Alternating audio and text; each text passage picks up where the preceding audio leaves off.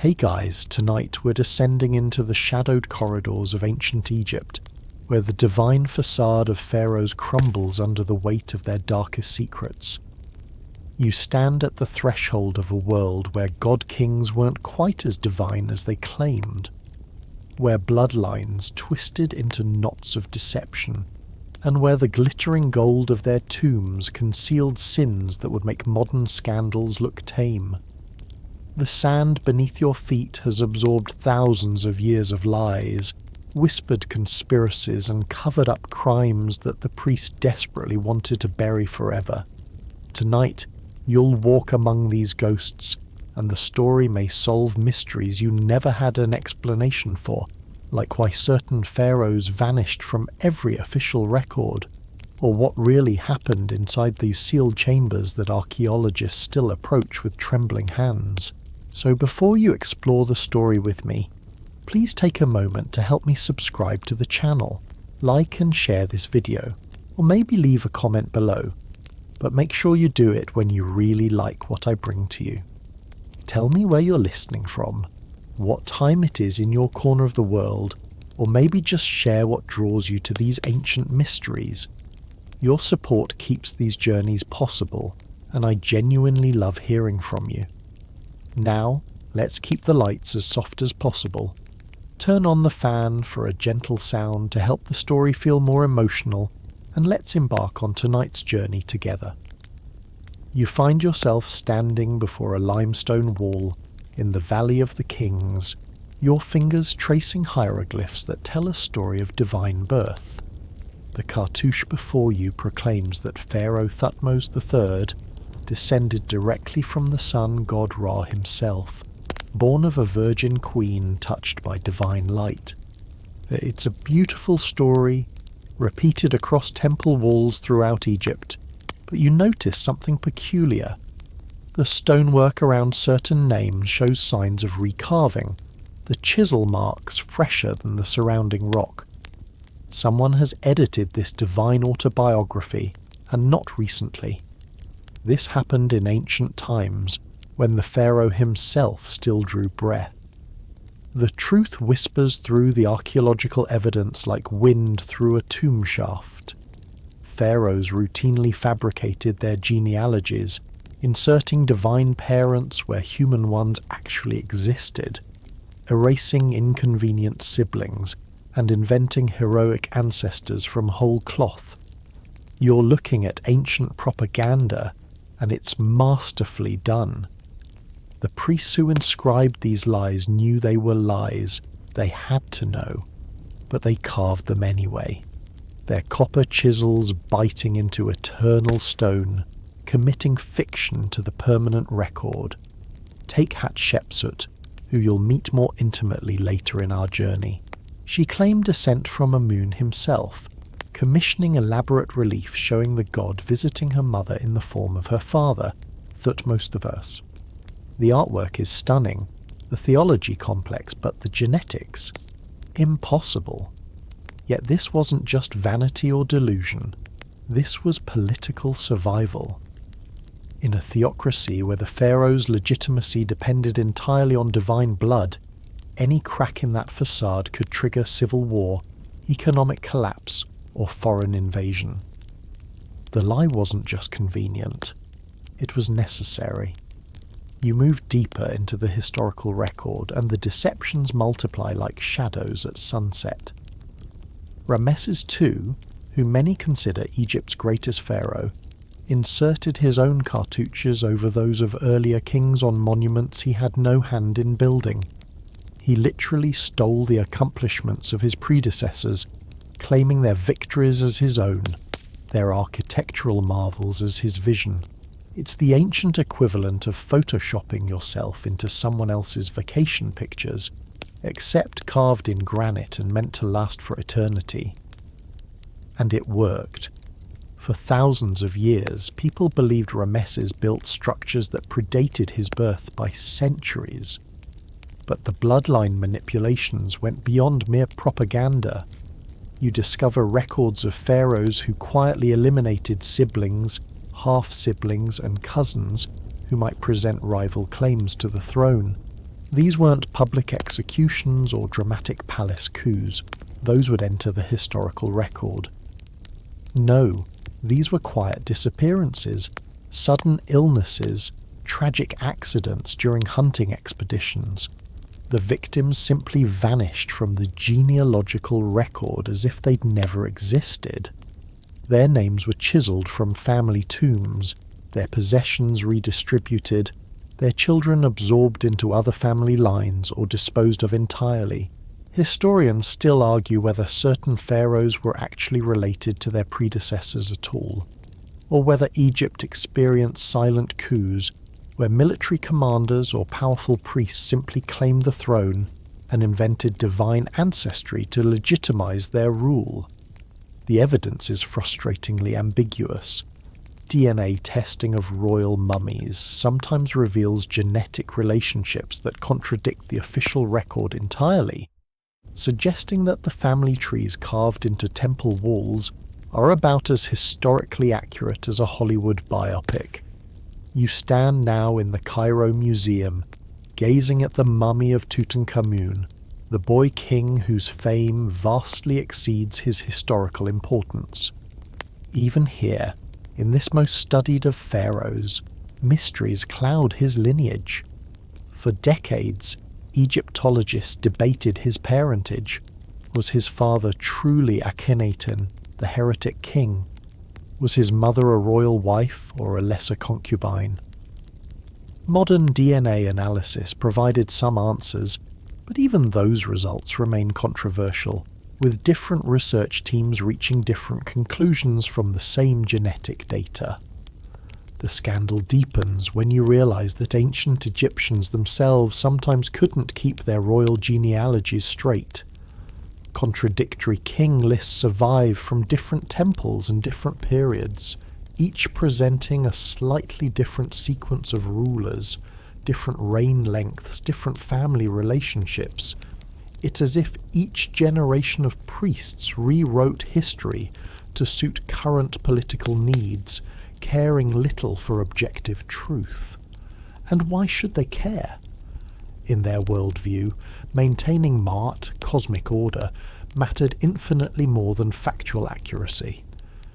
If a lie preserved stability and a truth threatened chaos, the lie was morally superior. You discover something even more unsettling as you dig deeper into the archaeological record.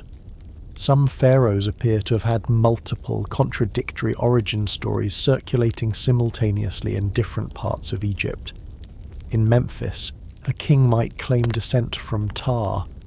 In Thebes, the same king's inscriptions claimed Amun as his divine father. In Heliopolis, Ra received the credit. This wasn't sloppy record-keeping, it was deliberate policy. The pharaoh became whatever he needed to be for each audience, shape-shifting like the gods themselves, his true origins dissolving into a fog of politically expedient mythology.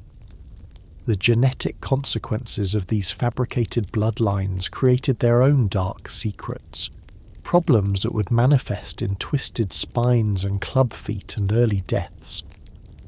But those revelations await you in another chamber of this vast necropolis of truth. For now, you simply need to understand this foundational deception. The divine right of pharaohs, that supposedly unbroken chain of god-kings stretching back to the first dynasty, was a carefully constructed fiction, maintained through propaganda, violence, and the systematic rewriting of history.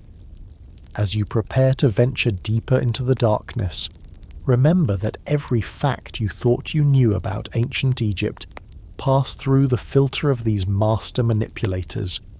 The pharaohs controlled the narrative absolutely. They were the only ones with the resources to build permanent monuments, to employ armies of scribes, to commission the official histories. The losers, the murdered rivals, the erased siblings, the commoners who knew the truth, their voices are silent, their stories buried literally and figuratively beneath tons of sand and stone. You take one last look at that recarved cartouche. those edited hieroglyphs proclaiming impossible divine ancestry, and you understand something profound. The first and greatest secret of the Pharaohs is that they were mortal men and women playing God, and they played the role so convincingly that the performance echoed through millennia. You descend now into the forgotten places, the tombs that don't appear on tourist maps, the burial sites that archaeologists whisper about in university hallways but rarely discuss in published papers. These are the forbidden tombs, the ones deliberately hidden not just from grave robbers but from history itself.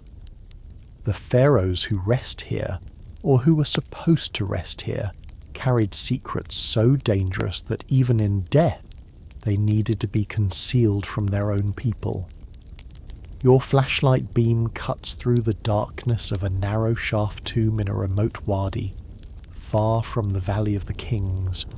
No golden treasures here, no painted walls depicting the journey to the afterlife. This tomb is stark, anonymous, almost ashamed of itself.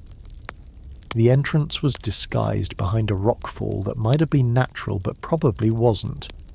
Someone wanted this place forgotten, and they nearly succeeded.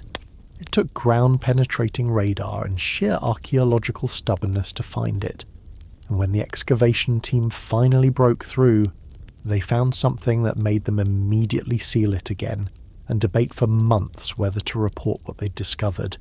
Inside lay a pharaoh. The skeletal remains wore the remnants of royal regalia. The teeth showed the diet of Egyptian nobility. The burial position indicated high status, but every identifier had been systematically removed. No cartouches, no names, no titles. The funerary equipment that should have proclaimed this person's identity to the gods and guaranteed safe passage to the afterlife had been stripped away. This wasn't tomb robbery. Robbers take valuables and leave the body. This was deliberate erasure, condemnation to an eternity of non-existence, the worst fate imaginable for an ancient Egyptian. Historians still argue whether this represents religious punishment, political retaliation, or something darker. Perhaps a pharaoh whose crimes were so heinous that even acknowledging their name would pollute the cosmic order. You run your fingers along the wall where cartouches should be, feeling the chisel marks where someone laboriously removed every trace of identity. The work was thorough, obsessive, driven by something stronger than mere political expedience. This was hate, or fear, or both. You emerge from that shaft and follow your guide to another site, this one beneath the floor of a minor temple in the Delta region. Workers renovating the temple in the 1960s discovered a hidden chamber, its entrance sealed with unusual care and marked with protective spells that seemed designed not to keep thieves out but to keep something in. The chamber contained 3 small sarcophagi, child-sized, made of expensive cedar wood, but decorated with none of the usual prayers or protective spells. Just silence and darkness, and 3 small bodies that modern analysis revealed died within days of each other from what appears to be deliberate poisoning. Royal children, almost certainly, given the quality of their mummification and burial goods, but whose children? Why were they hidden here rather than interred in a royal tomb? And why did someone go to such lengths to ensure this burial remained secret? The likeliest explanation chills you as you stand in the quiet darkness. These were probably the children of a disgraced pharaoh or queen, tainted by their parents' fall from power, eliminated to prevent them from growing up and seeking revenge or reclaiming the throne. Their burial here, in this forgotten chamber, ensured that no one would ever pray for their souls, make offerings at their tomb, or remember their names. They were murdered twice, once in the flesh, once in memory. You travel south now to Upper Egypt, where another category of forbidden tomb awaits. These are the reverse tombs, the ones built with their entrances facing the wrong direction, their burial chambers oriented contrary to all religious tradition.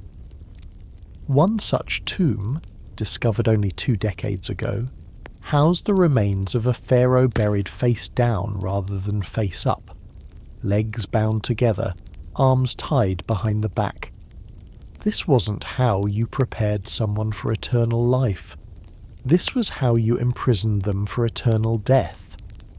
The hieroglyphic fragments recovered from this tomb tell a fragmented story of treason, of a pharaoh who allegedly conspired with Egypt's enemies, who sold military secrets to foreign powers, who desecrated temples for personal gain. Whether these accusations were true or merely political propaganda, we'll never know with certainty. What we do know is that someone decided this pharaoh deserved not just death but eternal punishment, and they crafted a burial that would trap the soul forever, preventing it from joining the gods or finding peace in the afterlife. You pause to consider the psychological horror of this practice. Ancient Egyptians spent their entire lives preparing for death, accumulating the spells, amulets, and knowledge necessary to navigate the dangerous journey to the field of reeds, to be deliberately denied that afterlife, to have your eternal soul condemned to darkness and confusion, represented a fate worse than any physical torture. And the living knew it. The threat of such burial must have hung over every pharaoh who considered betraying their sacred duties. But not all forbidden tombs house the guilty. Some concealed the inconvenient. You descend into a tomb complex that was only partially excavated before the Egyptian government quietly shut down the dig and classified the findings. The official explanation mentioned structural instability, but the archaeologists involved tell a different story in private. They found evidence of a female pharaoh whose existence contradicts established chronology, whose reign would rewrite our understanding of a supposedly stable period in Egyptian history. The artifact suggested civil war, divided loyalties, a kingdom fractured between competing claims to divine authority. Publishing these findings would complicate the neat narrative that textbooks present, would force museums to relabel exhibits, would undermine the carefully constructed story of unbroken pharaonic succession. So the tomb remains closed, the artifacts sit in storage crates marked with innocuous inventory numbers, and that female pharaoh stays forgotten just as someone in ancient times wanted her to be. Sometimes it seems the conspiracy to suppress uncomfortable truths spans millennia. You venture now to the western desert, to a tomb so remote that reaching it requires a full day's journey from the nearest settlement. This tomb was never meant to be found by anyone, ever. It sits in a wadi that flash floods occasionally erase from the landscape, recarving the terrain and concealing the entrance beneath fresh debris. Inside you find the strangest burial of all, a pharaoh interred without mummification, the body simply wrapped in linen and left to decay naturally, denied the preservation that guaranteed eternal existence. The few surviving inscriptions suggest this pharaoh died of a plague or disease considered spiritually contaminating. The priests couldn't risk performing the normal mummification rituals, couldn't risk the embalmers touching this corrupted flesh, couldn't allow this body anywhere near the sacred burial grounds of proper pharaohs. So they brought the corpse here, to this nowhere place, and abandoned it to the desert. The soul, deprived of its preserved physical anchor, would simply dissipate into nothing. Spiritual annihilation, delivered with bureaucratic efficiency. Do you remember the recarved cartouches from earlier? Some of those edited inscriptions weren't additions but subtractions, names carefully removed from lists of rulers, reigns erased from the official count of years. Those deleted pharaohs had to be buried somewhere, and the forbidden tombs provided the answer. They were hidden in plain sight sometimes, in unmarked shafts near more famous tombs, or in repurposed storage chambers of temples, or in anonymous desert graves marked only by stones that time and wind eventually scattered. You stand now at the entrance to a tomb that perfectly captures the paranoia and shame of these forbidden burials. The entrance is carved to look like natural rock formation. The interior chambers are deliberately small and claustrophobic, and the sarcophagus is made of common limestone rather than royal granite or basalt. But the skeletal analysis reveals someone who lived in luxury, ate the finest foods, suffered the diseases of the wealthy and powerful. A pharaoh hiding in a pauper's tomb, concealing their identity even in death, either by choice or by the decree of their successors. The ultimate irony doesn't escape you. The pharaohs built the pyramids, the Valley of the Kings, the great temples at Karnak and Luxor, all to ensure eternal remembrance, to make their names live forever. Yet these forbidden tombs represent the opposite impulse, the desperate desire to forget, to erase, to pretend certain reigns never happened. Both impulses shape the archaeological record you're exploring. Both conspiracies, the conspiracy to be remembered and the conspiracy to be forgotten, compete for your attention across the millennia. As you climb back toward the surface, back towards sunlight and the world of the living, you carry with you the weight of these hidden truths. The forbidden tombs teach you that ancient Egypt wasn't the orderly, predictable theocracy that popular imagination suggests. It was messy, political, occasionally brutal, capable of both magnificent devotion and systematic erasure. The same civilization that could mummify a pharaoh with exquisite care could also condemn another to an unmarked grave and deliberate oblivion. You step now into the most uncomfortable truth of pharaonic Egypt, the secret that modern museums rarely emphasize and tour guides often gloss over with euphemisms. The royal family trees don't branch. They loop back on themselves in ways that make geneticists wince, and historians carefully choose their words. You're entering the world of deliberate, systematic, religiously sanctioned incest, practiced not as an aberration, but as official policy for maintaining the divine bloodline. The logic, if you can call it that, made sense within ancient Egyptian theology. The gods themselves married their siblings. Osiris wed his sister Isis. Set married Nephthys. Geb and Nut were brother and sister. If pharaohs were living gods, then they too should marry within the family to keep the divine essence undiluted by common blood. The pharaoh's sister wasn't just an acceptable marriage partner, she was often the ideal choice, the only choice that maintained the purity of the royal car, that divine life force that supposedly distinguished god-kings from ordinary mortals. You examine the family tree of the 18th dynasty, and your eyes cross trying to follow the tangled relationships. Amenhotep III married his own daughter, Sitamun, while still married to his chief wife, Tiye. Their son, Akhenaten, married his own sister, and possibly also married one or more of his daughters. Tutankhamun's parents were brother and sister, full siblings, not half-siblings, sharing both mother and father. The genetic coefficient of inbreeding approaches levels that modern medical science considers catastrophic. The consequences written in bone and mummified flesh tell a story of suffering that gold and lapis lazuli couldn't disguise. You stand before the mummy of Tutankhamun in the Cairo Museum, and even through the glass case you can see the physical toll of generations of incest. The clubfoot clearly visible even now, the cleft palate that would have made eating difficult and speech unclear. the slightly feminine hip structure suggesting hormonal imbalances, the compressed spine that would have caused chronic pain. Modern DNA analysis reveals even more disturbing details. Tutankhamun suffered from Kola disease, a rare disorder affecting bone growth in the foot, almost certainly exacerbated by inbreeding.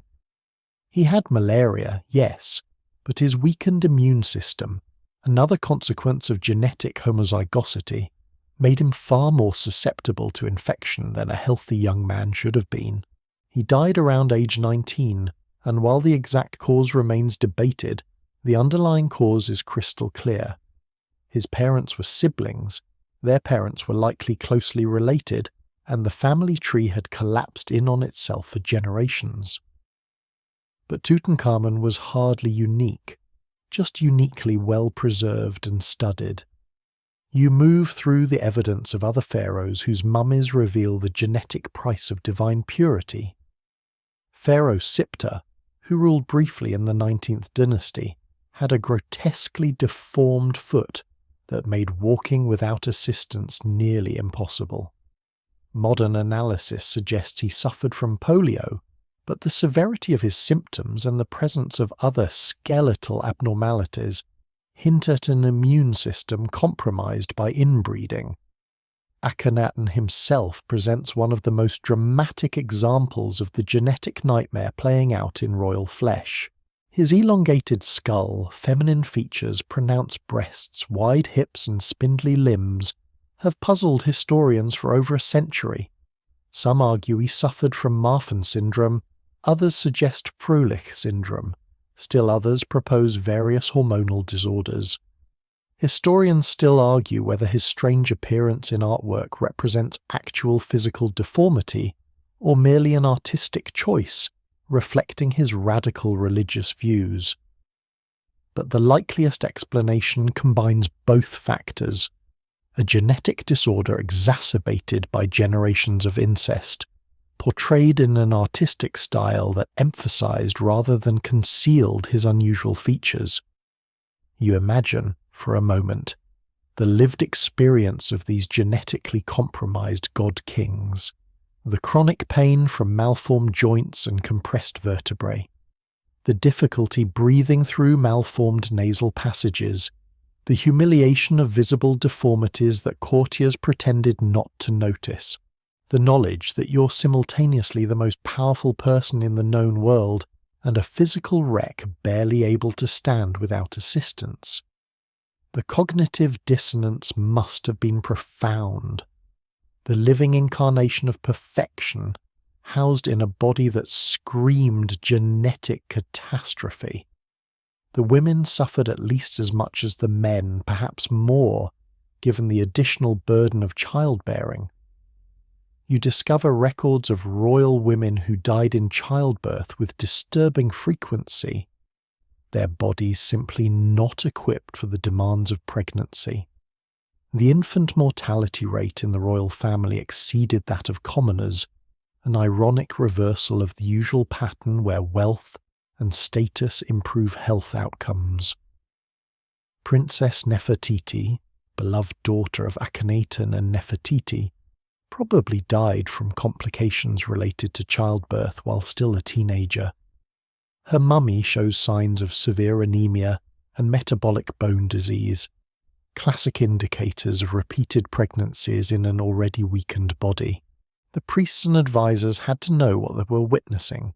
They weren't stupid. Ancient Egyptians understood animal husbandry, recognized that breeding cattle or dogs too closely resulted in weak offspring.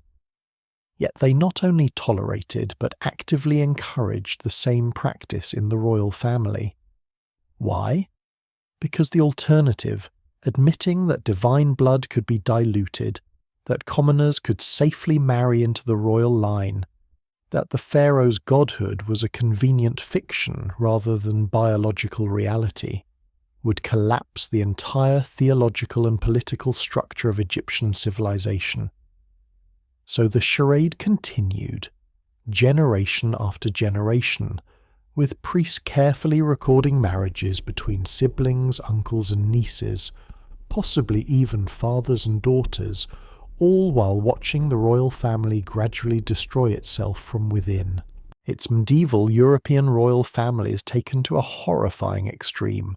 The Habsburg jaw multiplied across an entire civilization and elevated to religious doctrine. You discover one particularly disturbing pattern in the historical record: the frequency with which infant skeletons appear in royal tombs, tiny mummies carefully prepared and buried with full ceremony. Some of these were stillbirths. Others lived only days or weeks before succumbing to the genetic lottery they had lost before drawing breath. The royal family's fertility problems meant that producing a viable heir became increasingly difficult as the dynasties progressed. Queens might conceive repeatedly, only to deliver dead or dying infants whose tiny bodies were mummified and tucked into the corners of their mothers' tombs. The psychological toll compounds the physical suffering. You read fragmentary papyri describing the behavior of certain pharaohs: erratic mood swings, paranoid delusions, inappropriate emotional responses, cognitive decline at unusually young ages. Modern psychiatrists examining these ancient accounts recognize symptoms consistent with various neurological and psychiatric conditions that have genetic components and become more common in inbred populations. Depression, anxiety disorders, schizophrenia, epilepsy all appear with elevated frequency when genetic diversity collapses.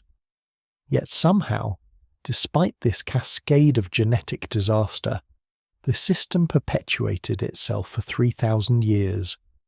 New dynasties would arise, sometimes from military commanders or powerful priests with presumably healthier genetic backgrounds, and for a generation or two, the royal health would improve.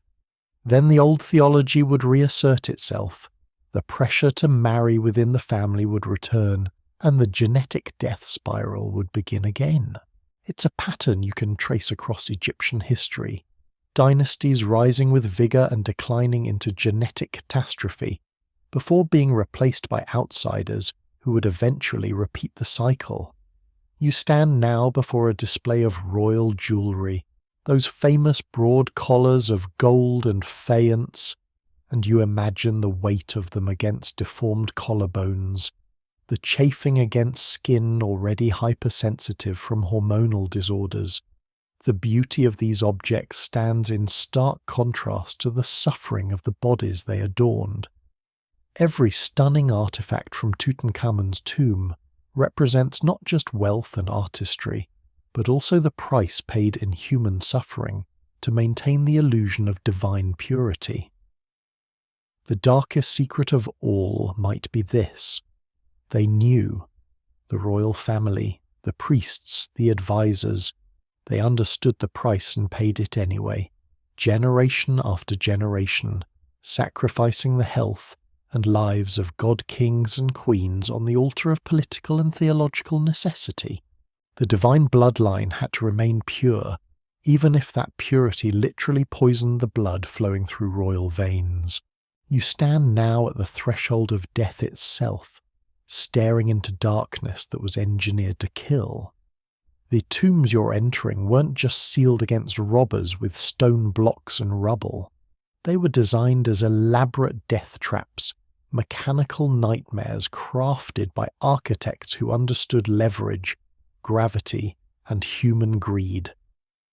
These weren't the fantastical, boulder-rolling, spike-filled corridors of adventure movies, but they were real, they were lethal, and they claimed lives across the millennia.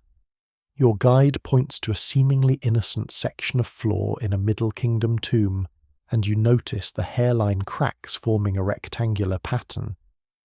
This is a pit trap, one of the simplest and most effective defences ancient architects employed. Step on the wrong stone, and the carefully balanced floor panel would tip, dropping you 10 or 15 feet onto sharpened stakes, or simply onto bare rock hard enough to shatter bones. The clever part wasn't just the trap itself, but its placement. Positioned after several empty chambers, after the intruder's initial caution had faded into confidence, after greed had overcome fear. You crouch beside the pit, peering down into darkness that still feels malevolent after thousands of years. At the bottom, among the rubble and sand, you can make out fragments of human bone.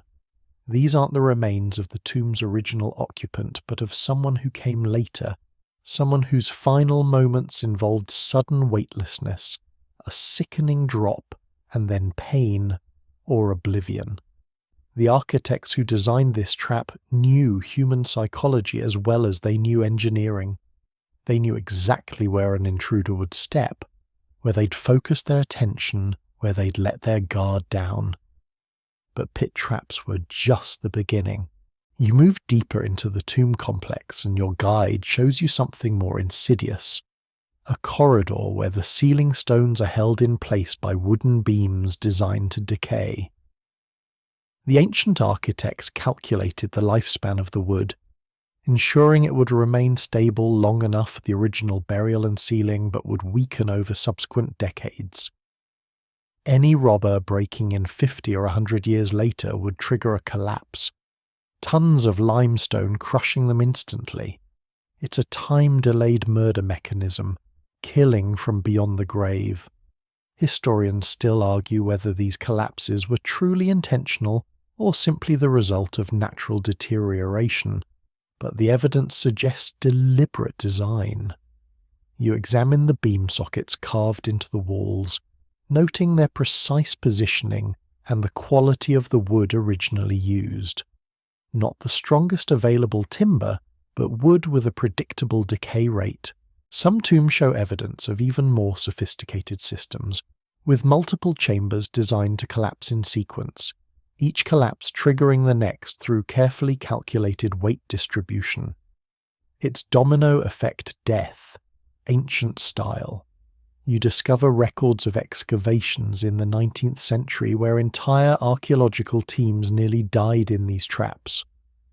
One account describes a Victorian expedition that broke into a 22nd dynasty tomb, only to hear an ominous creaking above them.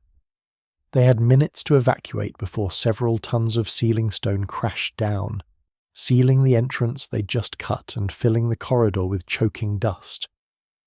The expedition leader's diary describes it as the most terrifying experience of his career, and he'd survived cholera outbreaks and bandit attacks.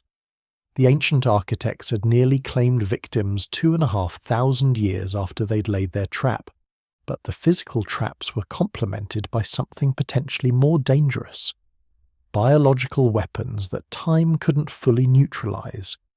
You read reports from early 20th century archaeologists who fell mysteriously ill after entering sealed tombs, suffering respiratory distress, skin lesions, and in some cases death. The popular press labelled it the curse of the Pharaohs, but the reality was more mundane and somehow more unsettling.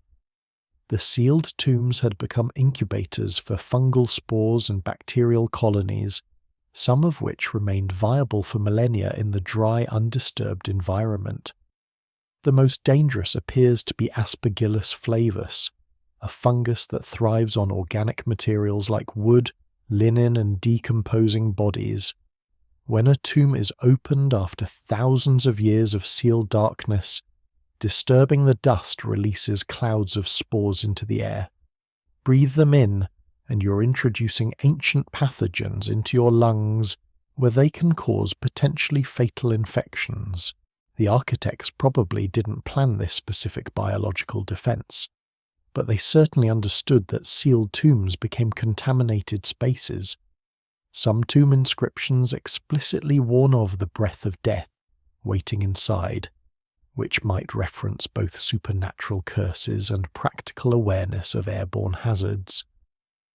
You examine a tomb that contains an even more deliberate biological trap. Evidence suggests the priests sealed containers of toxic substances in the burial chamber, perhaps mercury compounds or arsenic-based materials. As these containers degraded over centuries, They would release their contents into the tomb's atmosphere, creating a genuinely poisonous environment. Any robber breathing deeply in the confined space would ingest toxins that could cause organ failure or neurological damage. It's chemical warfare, ancient Egyptian style, and it demonstrates a sophisticated understanding of poisons and their effects. The curse inscriptions themselves represent a psychological trap as powerful as any physical mechanism. You read the hieroglyphs carved above a tomb entrance. Any man who enters this tomb in a state of impurity will be seized by a crocodile in the water and by a snake on land. I will wring his neck like a bird's. Another promises that the god Thoth will call him to judgment, while others invoke specific demons or supernatural punishments. To a modern visitor, these are curiosities, but to an ancient Egyptian who genuinely believed in the power of written curses, these words represented a terrifying barrier as real as any stone wall. Do you remember the genetic nightmares we explored earlier? Some scholars suggest the most elaborate tomb defences protected not treasures but secrets, evidence of those genetic disorders, of political crimes, of religious heresies that had to remain hidden. The same tomb that contained a deformed pharaoh might also contain the most sophisticated death traps, ensuring that both the body and the evidence of divine imperfection remained undiscovered. The architecture of death protected the architecture of lies. You move through a section of tomb where the walls themselves are weapons. The corridor narrows gradually, almost imperceptibly, until you're squeezing through a space barely wide enough for human shoulders. Then, without warning, the passage opens into a chamber with a low ceiling, so low you have to crouch. This isn't accidental design. The architects created a bottleneck where intruders would be vulnerable, hunched over, unable to move quickly or defend themselves. In some tombs, these vulnerable spaces positioned intruders directly beneath unstable ceiling stones, or beside walls containing hidden recesses where guards or automated mechanisms might strike. The most diabolical traps combined multiple threats. You discover a tomb where a false floor conceals a pit, but the floor is also coated with a slippery substance, natron residue perhaps, or some organic material designed to make footing treacherous. An intruder would stumble, grab for support, and trigger a wall mechanism that released a cascade of stones from a hidden chamber above. It's death by Rube Goldberg machine, each element carefully calibrated to maximize the chance of killing anyone who entered unauthorized. Some traps protected not the main burial chamber but the side chambers where the real treasures were stored. The pharaoh's mummy might rest in a relatively accessible location. After all, the body itself, once mummified and stripped of jewellery, held little value to robbers. But the chambers containing golden statues, precious stones and valuable oils were locked behind mechanisms that required specific knowledge to safely navigate. Touch the wrong stone, pull the wrong lever, and you'd trigger a collapse or release that made escape impossible. You read accounts of tomb workers who died during construction, killed by the very mechanisms they were building. Some archaeologists suggest these weren't accidents, but deliberate sacrifices, ensuring that the secrets of the tomb's defences died with their creators. A dead architect can't be tortured for information, can't be bribed to reveal the location of hidden triggers or the sequence for safely navigating the corridors. The ultimate security measure: murder the security team. The irony doesn't escape you that despite all these elaborate defences, most royal tombs were still robbed, often within a few generations of being sealed. The priests and officials who knew the tomb's locations, who understood the trap mechanisms, who could navigate safely through the death corridors, they became the robbers, or they sold their knowledge to robbers. the most sophisticated engineering in the ancient world, defeated by insider knowledge and human greed. The curse that killed most effectively wasn't carved in stone or engineered in collapsing ceilings. It was the curse of corruption, and no architect could defend against that. You enter now the bloodiest chamber of our exploration, where the divine facade cracks completely, and you confront the murdered god-kings themselves. The official records speak of pharaohs who died peacefully, who joined with the sun disk, or became one with Osiris. Poetic euphemisms for death by old age or illness. But the mummies tell a different story, written in fractured skulls, crushed vertebrae, and knife wounds that no ancient scribe dared record in the official chronicles. Your fingers hover above a CT scan image of Sekenenra Tau II, and even through the digital rendering the violence is unmistakable. This pharaoh's skull shows at least 5 devastating wounds, a dagger or axe blow to the forehead, another strike to the cheekbone, a third that shattered his jaw, and possibly 2 more to the back of the head. These weren't the injuries of a warrior dying gloriously in battle. The angles are wrong, the pattern inconsistent with facing an enemy. These are the wounds of someone held down, someone defenseless, someone murdered. The official story claims Sekenenra died fighting the Hyksos invaders, leading his troops in a glorious campaign to liberate Egypt.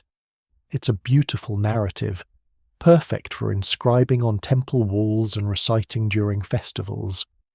But the forensic evidence suggests something far darker: assassination, possibly while he slept, possibly by conspirators within his own palace. The wound patterns indicate multiple attackers using different weapons, striking from different angles, suggesting a coordinated assault rather than combat casualties. This was butchery disguised as heroism, murder rewritten as martyrdom. You move through the historical record and the bodies accumulate. Rameses III, one of Egypt's last great warrior pharaohs, died under circumstances so suspicious that modern investigators can barely contain their skepticism of the official narrative. The judicial papyrus of Turin documents a massive conspiracy involving royal wives, courtiers, and harem officials who plotted to murder the aging pharaoh and place a prince of their choosing on the throne. The document records the trial and execution of the conspirators, but claims the king died of natural causes shortly after the plot was discovered. The mummy tells a different story. Modern CT scans reveal that Rameses III's throat was cut so deeply that the wound nearly decapitated him, severing the trachea, esophagus, and major blood vessels in a single catastrophic strike. This wasn't a failed assassination attempt discovered in time. This was a successful murder, carried out despite palace security, despite the God King's divine protection, despite everything that was supposed to make a pharaoh invulnerable. The conspirators killed him, and then the surviving loyalists killed the conspirators, and everyone agreed to pretend the pharaoh had died peacefully in his bed. Historians still argue whether Rameses III's son, who took the throne as Rameses II, was involved in the conspiracy or genuinely innocent. The judicial papyrus exonerates him, but what else could it say?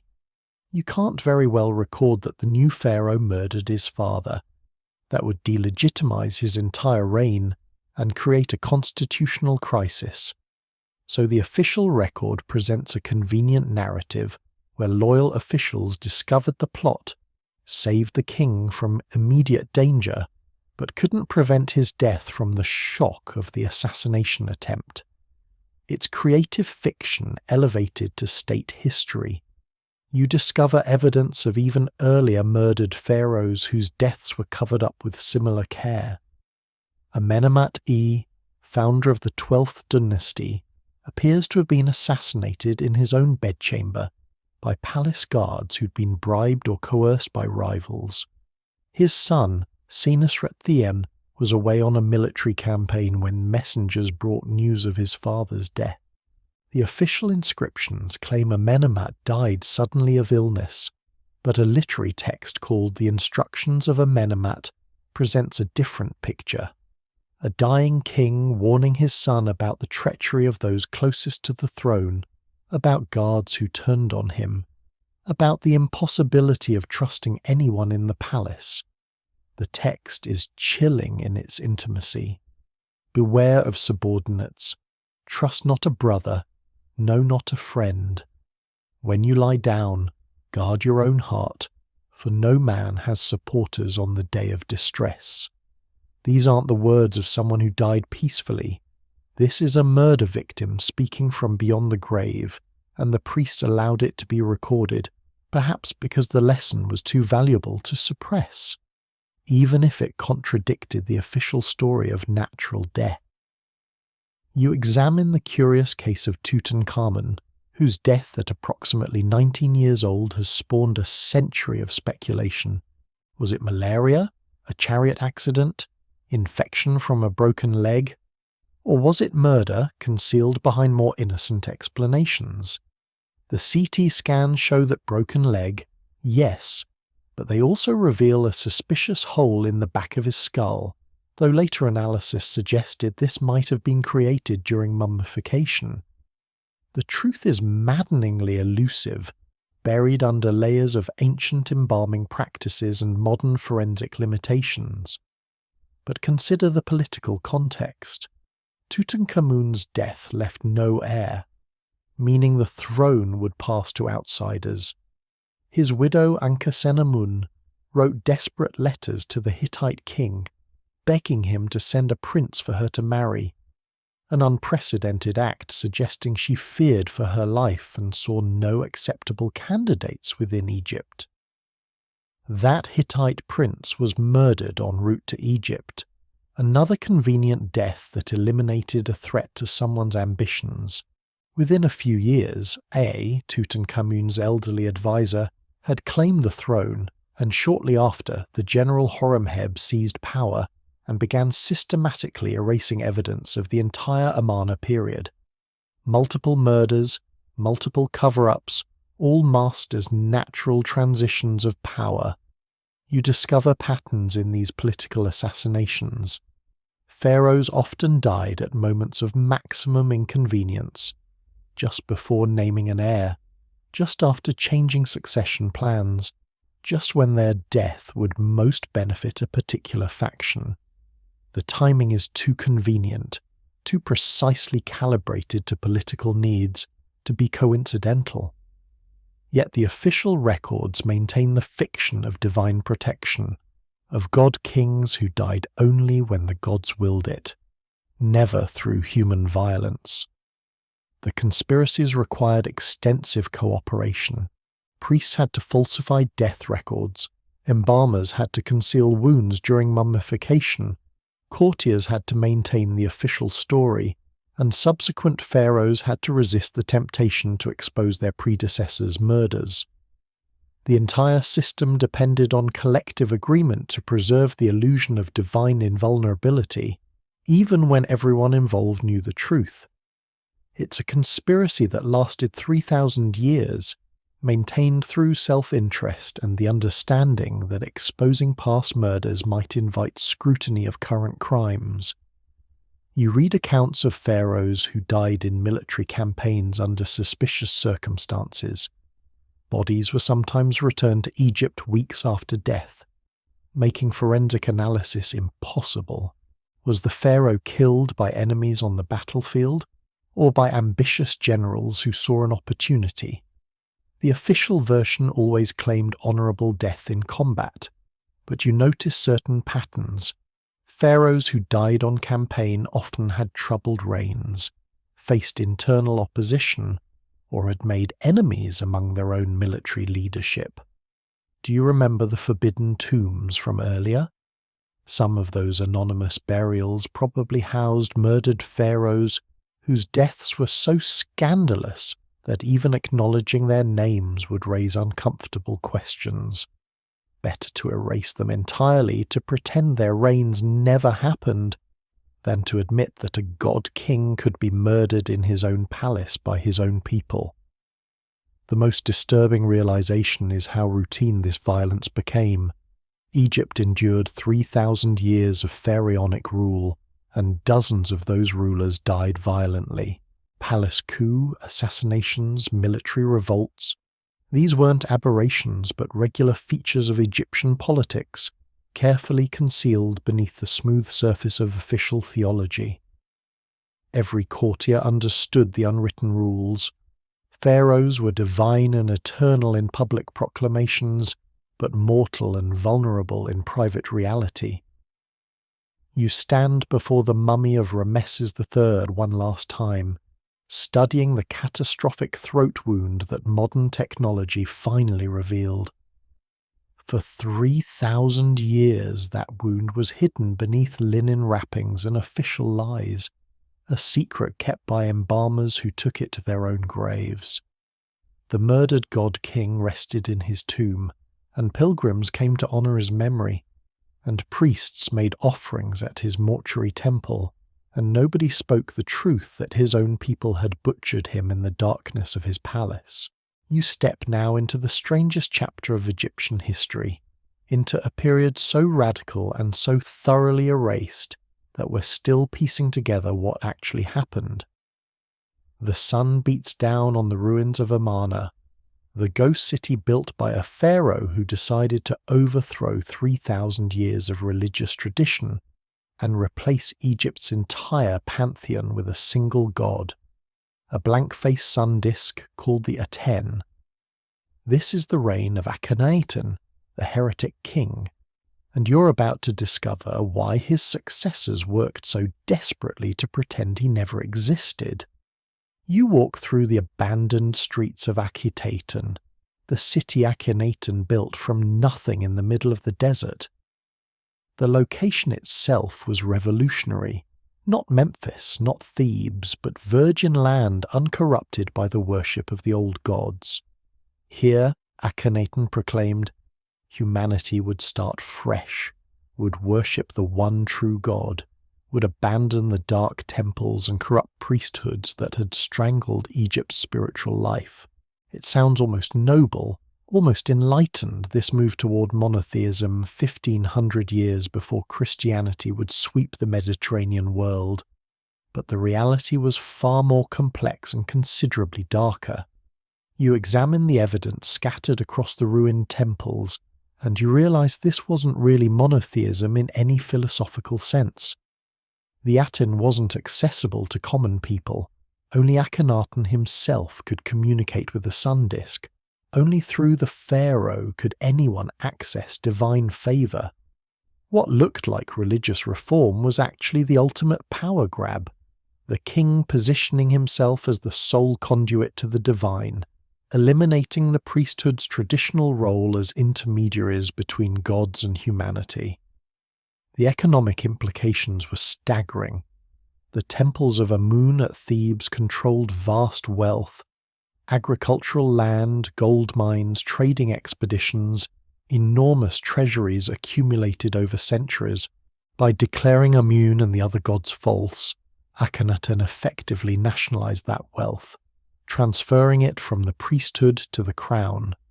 It was the ancient world's most audacious hostile takeover, dressed up as religious epiphany. The priests of Amun, who'd been among Egypt's most powerful individuals, suddenly found themselves unemployed, and their god declared non-existent by royal decree. You discover evidence of the violence that accompanied this religious revolution. Akhenaten sent workers throughout Egypt to chisel the names of the old gods from temple walls, to smash statues, to deface inscriptions that mentioned Amun or the divine plurality. It wasn't enough to declare the Aten supreme. The old gods had to be actively erased, their names literally carved out of stone. Even the word gods in its plural form was attacked, replaced with the singular god wherever workers could reach. It was cultural vandalism on a massive scale, destroying artistic and religious heritage that had endured for millennia. Historians still argue whether Akhenaten was a genuine religious visionary or a cynical politician using theology to consolidate power, but the results were disastrous either way. Egypt's foreign empire collapsed as the pharaoh focused on religious revolution rather than military defense. You read the Amarna letters, desperate messages from vassal states begging for Egyptian military support against invading enemies. The pharaoh ignored them, apparently convinced that devotion to the Aten was more important than maintaining the empire his ancestors had built. Territory was lost. Allies were abandoned. Egypt's international prestige crumbled. The domestic situation wasn't much better. Common Egyptians had worshipped Osiris, Isis, Hathor, and dozens of other deities for generations. These gods protected their homes, blessed their children, guided the dead to the afterlife. Akhenaten's revolution stripped all that away, replacing it with an abstract solar disk that offered no personal connection, no intercession for individual problems, no comfort in death. The people continued their traditional worship in secret, burying their dead with old amulets and prayers despite the official prohibition, trusting the old gods to protect them from the pharaoh's new god. You stand before the remnants of Akhenaten's great temple to the Aten, and the architecture itself reveals the revolution's radical nature. Traditional Egyptian temples were dark, mysterious spaces where the god's image resided in an inner sanctuary accessible only to priests. Akhenaten's temple was open to the sky, with no inner sanctum, no hidden god, just open courts where the Aten's rays could reach directly. It was architecturally and theologically transparent, but it was also profoundly alien to Egyptian religious sensibility.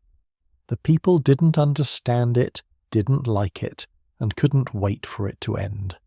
Do you remember Akhenaten's strange physical appearance from our discussion of genetic nightmares? His unusual features, the elongated skull, the feminine body, the distinctive face, appear in official artwork from this period, but so do images of his entire family with similarly strange proportions. His wife Nefertiti, his daughters, even courtiers are shown with elongated skulls and unusual body shapes. Some scholars argue this represents artistic style rather than physical reality, but you wonder whether Akhenaten's revolution extended even to art, requiring representations that broke with traditional Egyptian aesthetic as completely as his theology broke with traditional religion. The revolution died with its architect. Akhenaten disappeared from the historical record. We don't know exactly when or how he died, whether from illness or assassination, whether he abdicated or was overthrown. The uncertainty itself is suspicious, suggesting a deliberate effort to obscure the circumstances of his end. Within a few years, the court abandoned Amarna and returned to Thebes. Tutankhamun, probably Akhenaten's son, reversed all the religious reforms, restored the old gods, rebuilt their temples, and changed his own name from Tutankhaten, living image of the Aten, to Tutankhamun, living image of Amun. The revolution was over, but the revenge had only begun. The priests of Amun, restored to their traditional power and wealth, set about systematically erasing every trace of the Aten revolution. Workers chiseled Akhenaten's cartouches from walls as thoroughly as Akhenaten's workers had chiseled out the names of Amun. Statues of the heretic king were smashed, his temples dismantled and used as rubble fill in other construction projects. Official king lists simply skipped from Amenhotep III to Tutankhamun, as if the intervening reigns had never occurred. Akhenaten became the enemy, or the criminal of Akhetaten, in the few texts that couldn't avoid mentioning him. You walk through Karnak Temple, Where Akhenaten's building blocks were discovered stuffed inside later pylons, thousands of carved stones dismantled and hidden away like evidence of an embarrassing mistake. The blocks show the Aten revolution in its full flowering, processions of officials worshipping the sun disk, Akhenaten and Nefertiti making offerings, scenes of the new capital in all its glory. But these images were buried in darkness, turned inward where no one would see them, as if by hiding them inside solid walls the priest could undo the damage the heretic king had done. The erasure was so complete that when archaeologists first discovered Amarna in the 19th century, they had no idea what they'd found. The city appeared in no historical records, no later texts mentioned its existence.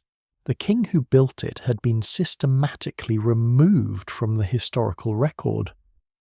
It was a ghost capital built by a ghost pharaoh, a 17-year experiment that Egypt wanted desperately to forget. Even 3,000 years later, the conspiracy of silence almost worked. You discover one final, particularly cruel detail.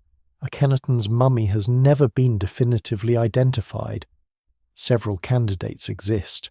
A body known as Kavi-55, another possible mummy from a disturbed tomb, but none can be confirmed with certainty as the heretic king himself. Even in death he remains anonymous, erased, denied the careful mummification and eternal remembrance that every other pharaoh received as a birthright.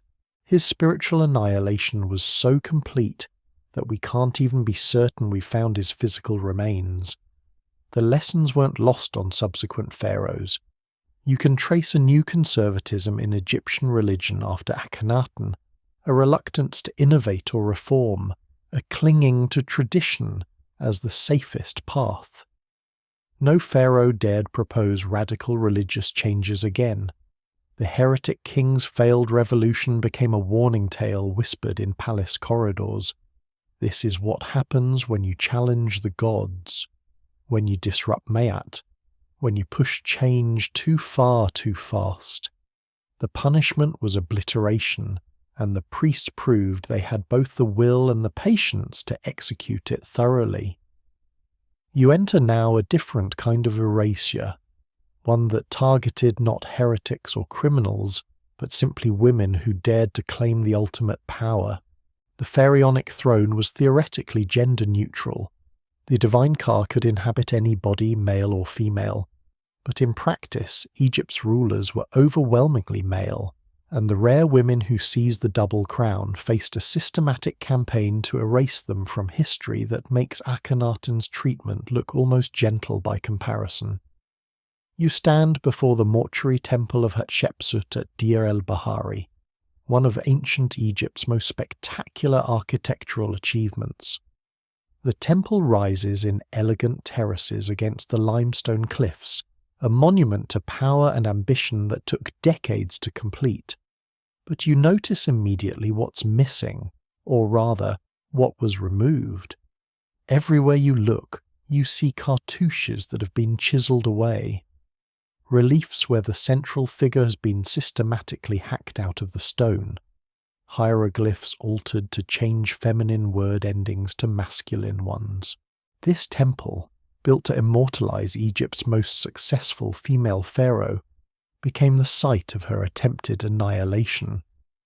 Hatshepsut came to power as regent for her stepson Thutmose III, who was still a child when his father died. She was supposed to guide him until he came of age, then gracefully step aside.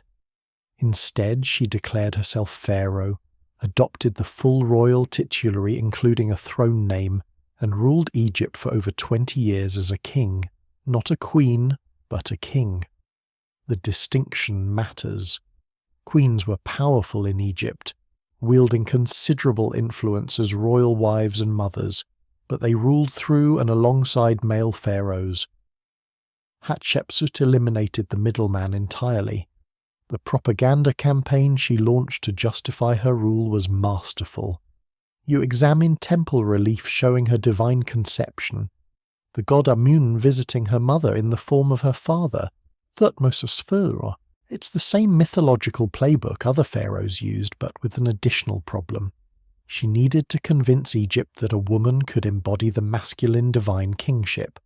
So her statues show her wearing the false beard of kingship, the royal kilt, sometimes even a bare masculine chest. In inscriptions, she's referred to with masculine pronouns and titles. She wasn't claiming to be a female king. She was claiming to be, effectively, male in her royal capacity. Historians still argue whether this gender performance represented Hatshepsut's personal identity or simply political necessity, but the result was a remarkably successful reign. Egypt prospered under her rule. She launched trading expeditions to Punt that brought back exotic goods, undertook massive building projects, maintained peace with neighbours, and left the kingdom in excellent condition. By any objective measure, she was an effective pharaoh who fulfilled all the traditional duties of kingship, yet within decades of her death, someone, probably Thutmose III, though he'd tolerated her rule for years before acting, ordered her systematic removal from the historical record. Workers went through every temple, every monument, every public inscription where her cartouche appeared, and methodically chiselled it away. They replaced her names with those of her father, Thutmose I, or her husband, Thutmose II, or her stepson, Thutmose III. Any male relative who could be inserted into the narrative to eliminate the awkward fact that a woman had ruled as king. You run your fingers over one of these altered cartouches, feeling the violence in the chisel marks. This wasn't careful editing. This was aggressive destruction, attacking the stone with force that sometimes damaged surrounding hieroglyphs. Someone was angry, or perhaps frightened by what Hatshepsut's successful reign implied about gender and power. If one woman could rule effectively as pharaoh, what did that mean for the supposedly divinely ordained masculine nature of kingship? Better to erase the evidence, to restore the fiction of unbroken male succession, than to let that question persist. But Hatshepsut wasn't the only female pharaoh Egypt wanted to forget. You discover evidence of earlier women rulers, their names surviving only in fragmentary inscriptions or ambiguous references that Egyptologists still debate. Sobekneferu, who ruled at the end of the 12th dynasty, wore both masculine and feminine regalia in her surviving statues, a deliberate mixing of gender signals that confused later historians and probably troubled ancient Egyptians. Her monuments are scarce, her burial unknown, her reign barely acknowledged in king lists. Even more mysterious is Nitocris, who supposedly ruled near the end of the 6th dynasty. The ancient historian Herodotus tells a lurid story about her avenging her brother's murder by trapping his assassins in a sealed chamber and drowning them. But Egyptian records barely mention her. If she existed at all, she left almost no archaeological trace. Some scholars suggest she never ruled, that later historians misinterpreted a king's name and invented a female pharaoh from confusion. Others argue her erasure was so complete that we've simply lost the evidence. The uncertainty itself demonstrates how thoroughly Egypt suppressed the memory of women who claimed absolute power. You examine the case of Tusret, who ruled at the end of the 19th dynasty. She started as a great royal wife, became regent for a boy king who died young, then seized power herself. For a few years she ruled as pharaoh, building a tomb in the Valley of the Kings alongside male rulers, issuing decrees in her own name, commanding the military and bureaucracy. Then a rival, Setnate, overthrew her and founded the 20th dynasty. He usurped her tomb for himself, claimed her monuments as his own, and systematically erased her cartouches from public inscriptions. Within a generation, Tusret had become another forgotten female pharaoh, another uncomfortable deviation from the masculine norm. Do you remember our discussion of genetic disasters and incest? Hatshepsut herself suffered from these hereditary problems. Her mummy shows evidence of diabetes, obesity, and possibly skin diseases. But she also demonstrates something fascinating. Despite these physical challenges, despite the genetic weaknesses inherited from generations of royal inbreeding, she ruled effectively for over 2 decades.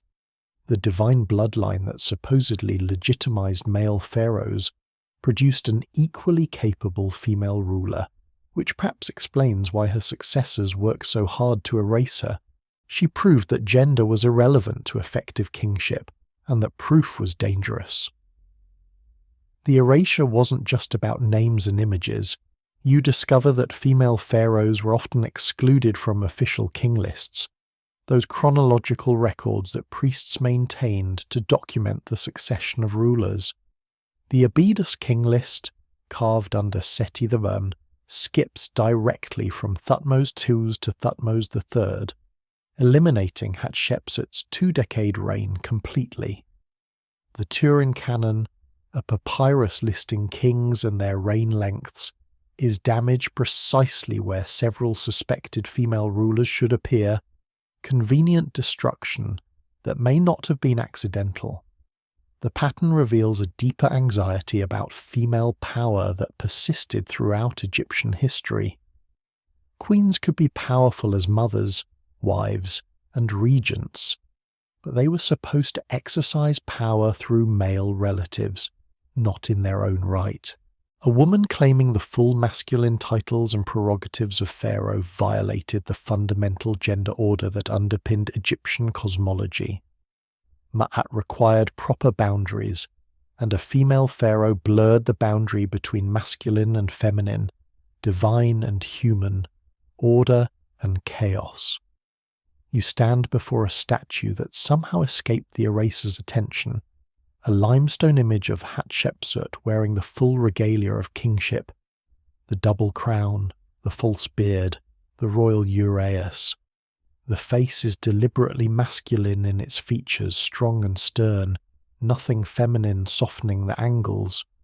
Yet historical accounts suggest she never truly fooled anyone. Everyone knew the pharaoh was female, knew that beneath the beard and regalia was a woman's body. The performance of masculinity was transparent, maintained by collective agreement to ignore the obvious truth, until someone decided the charade had lasted long enough. The most chilling aspect of these erasures is their thoroughness. If not for archaeological accident, buried statues, overlooked inscriptions, monuments in remote locations, we might never have known these women ruled at all. Hatshepsut survived in memory only because her building projects were too massive to completely destroy, because some inscriptions were too high to easily reach, because workers occasionally got lazy or careless. Tusret, Sobekneferu, Nitocris, they nearly vanished completely, reduced to footnotes and mysteries in the historical record. You realize that every complete king list you've ever seen is a lie, a curated narrative that presents an unbroken succession of male rulers while quietly omitting the women who periodically seized power. The real history is messier, more complicated, full of gender-bending rulers who defied categories and had to be retrospectively erased to maintain the fiction of proper masculine succession. 3,000 years of Egyptian history, and we're still discovering female pharaohs whose names were deliberately forgotten.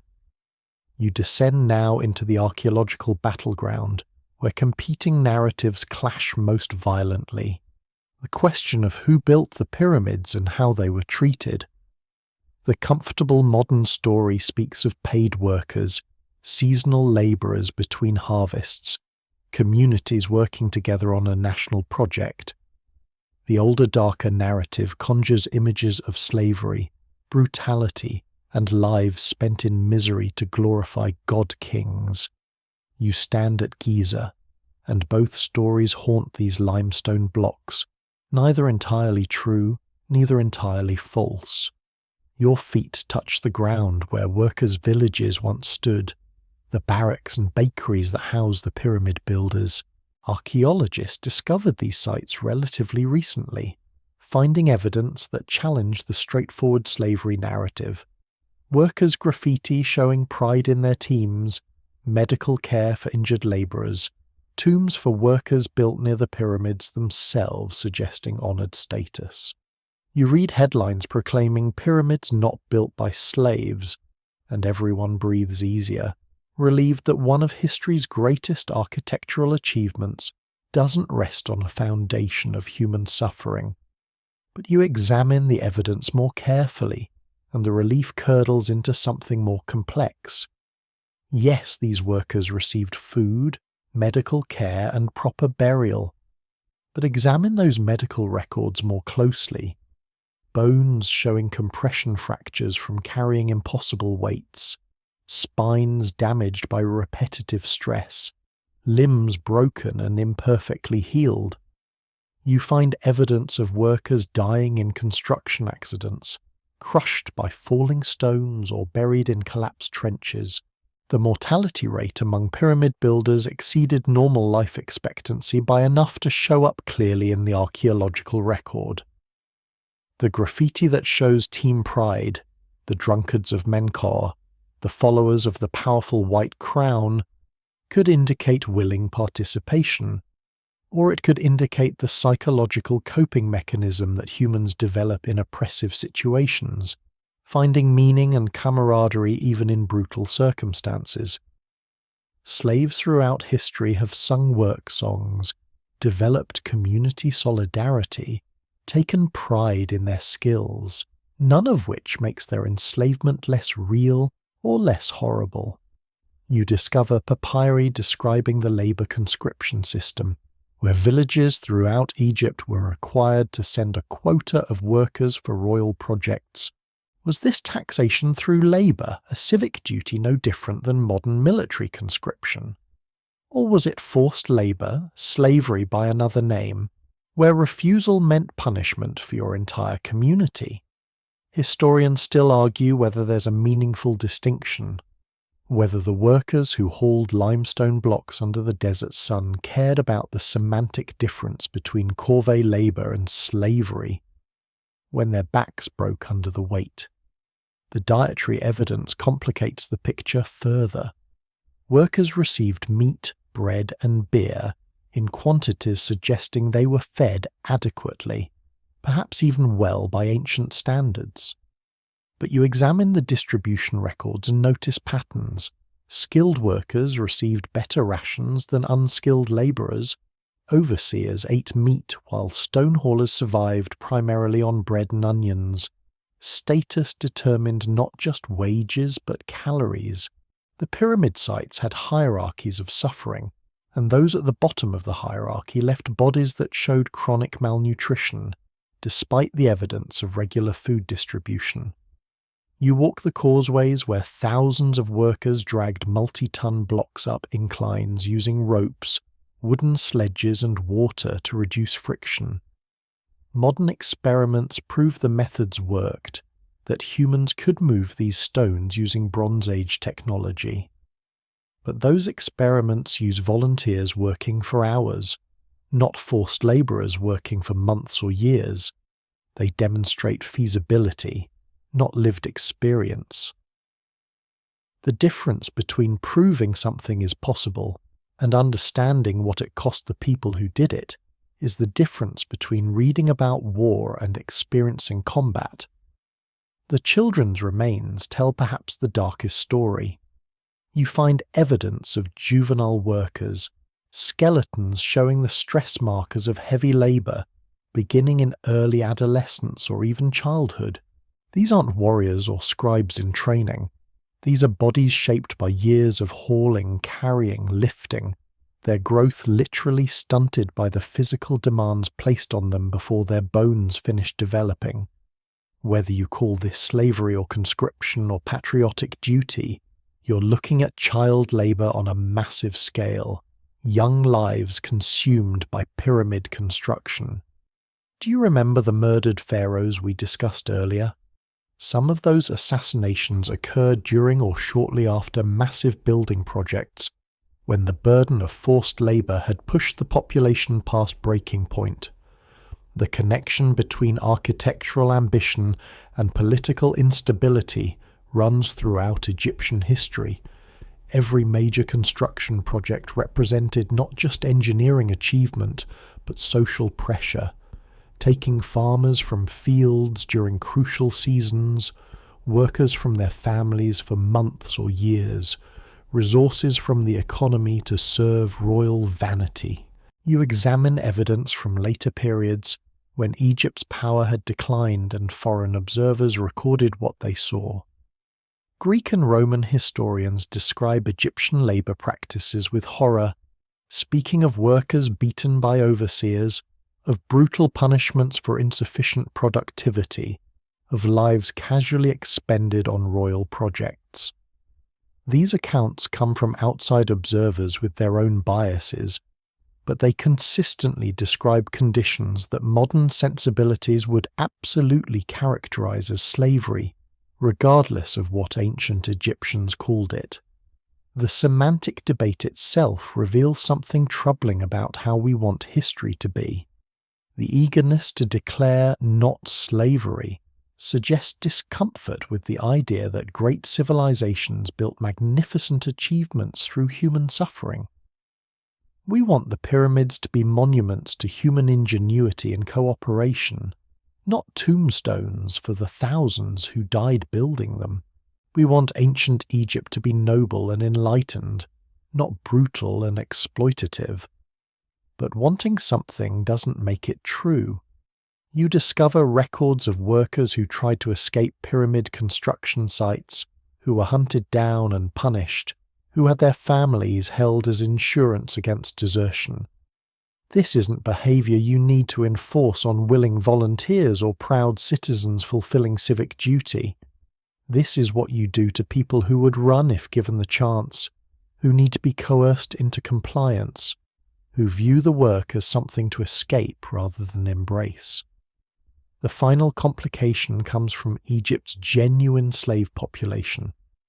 The foreign captives taken in military campaigns, the Nubians and Asiatics who were unquestionably enslaved, who had no rights, no community standing, no path to freedom.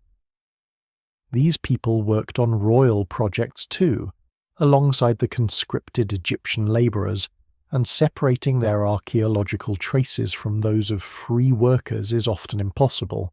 The same barracks housed both groups, the same injuries afflicted both populations, the same early deaths claimed both categories of workers. You stand before the Great Pyramid, that monument to Khufu's ego that consumed the labour of perhaps 100,000 workers over 20 years. The limestone blocks contain no record of who placed them, what those workers thought, whether they laboured willingly or under compulsion. The monument itself is silent on the question of suffering, presenting only the finished achievement, the geometric perfection, the enduring testimony to Egyptian engineering. But silence isn't innocence. It's just the absence of recorded testimony from those whose voices were never considered worth preserving. The modern debate often presents a false binary. Either the pyramids were built by slaves and therefore represent pure evil, or they were built by free workers and therefore represent pure achievement. But you understand now that history rarely offers such simple categorizations. The pyramids were built through a complex system of labor conscription, social pressure, economic coercion, and yes, genuine communal participation, all mixed together in proportions we can't precisely measure 3,000 years later. People suffered and died to build them. People also took pride in building them. Both things can be true simultaneously. The archaeological evidence will never fully resolve this debate because the question itself is modern. Imposing our categories of slave versus free, onto a society that conceived of human relationships and obligations in fundamentally different terms. But what the evidence does show unambiguously is that building the pyramids extracted a terrible cost in human health, life expectancy, and physical well-being from the workers who hauled the stones. Whether we call that slavery or taxation or civic duty, the broken bones and crushed vertebrae remain real, testimony to suffering that no semantic debate can erase. You slip now behind the palace walls into the perfumed shadows of the royal harem where intrigue fermented like wine in sealed jars. The harem wasn't what Hollywood imagines, not some pleasure palace of lounging concubines, but a complex political institution where royal wives, secondary wives, concubines, their children, and their servants formed competing factions in a zero-sum game for power, status, and ultimately survival. And when peaceful competition failed, they turned to poison. Your fingers trace a papyrus document known as the Judicial Papyrus of Turin, and the conspiracy it describes reads like something from a particularly lurid thriller.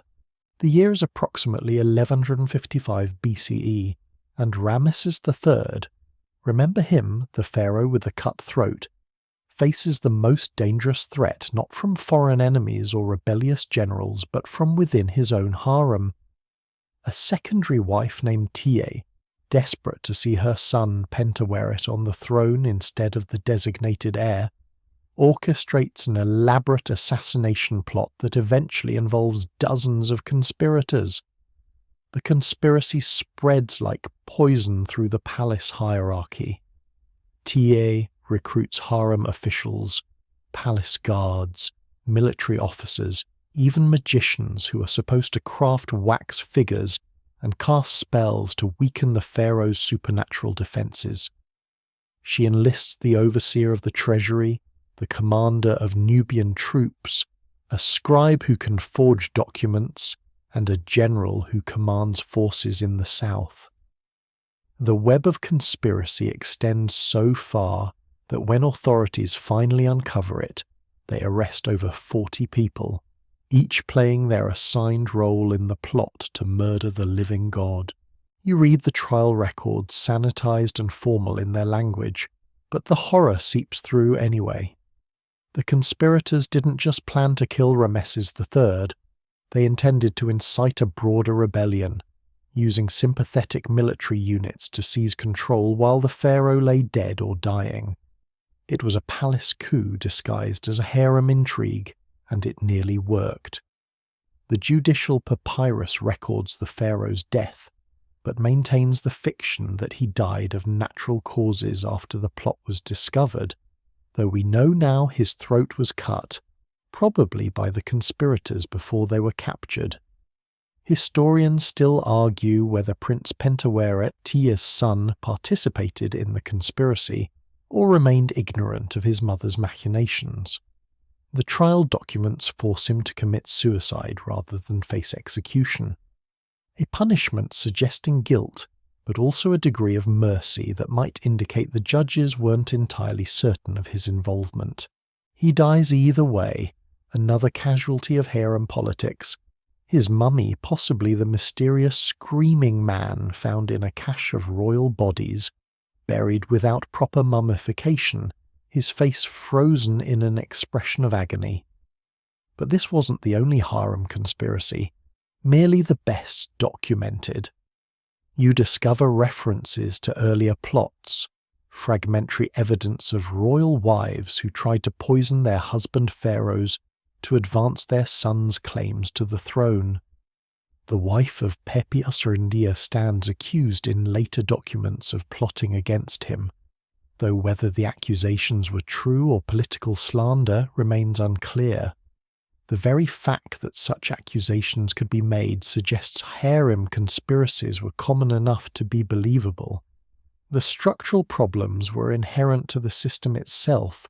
Pharaohs maintained large harems not just for pleasure but for political alliances. Foreign princesses sent to cement treaties, daughters of powerful Egyptian nobles married to bind their families to the crown, secondary wives taken to display the pharaoh's virility and divine power. Each of these women brought her own ambitions, her own family connections, her own hopes, that her son might someday wear the double crown. Place them all in close proximity, give them decades to plot and scheme. Add servants and officials with their own agendas, and you create a pressure cooker of political intrigue. You examine the evidence of poison expertise within palace circles. Royal physicians understood toxicology. They had to, both to treat poisoning and to understand how poisons worked. Temple priests who prepared incense and ritual substances had access to toxic materials. The overseer of the royal kitchens could introduce poison into food or wine. Even perfume makers, cosmetics preparers, and bath attendants had opportunities to expose the pharaoh to toxins through skin contact. The palace was full of people with both means and potential motive. The poisons themselves came from Egypt's extensive pharmacological knowledge. You discover recipes for toxic substances hidden within medical papyri, described as treatments but with dosages that would kill rather than cure.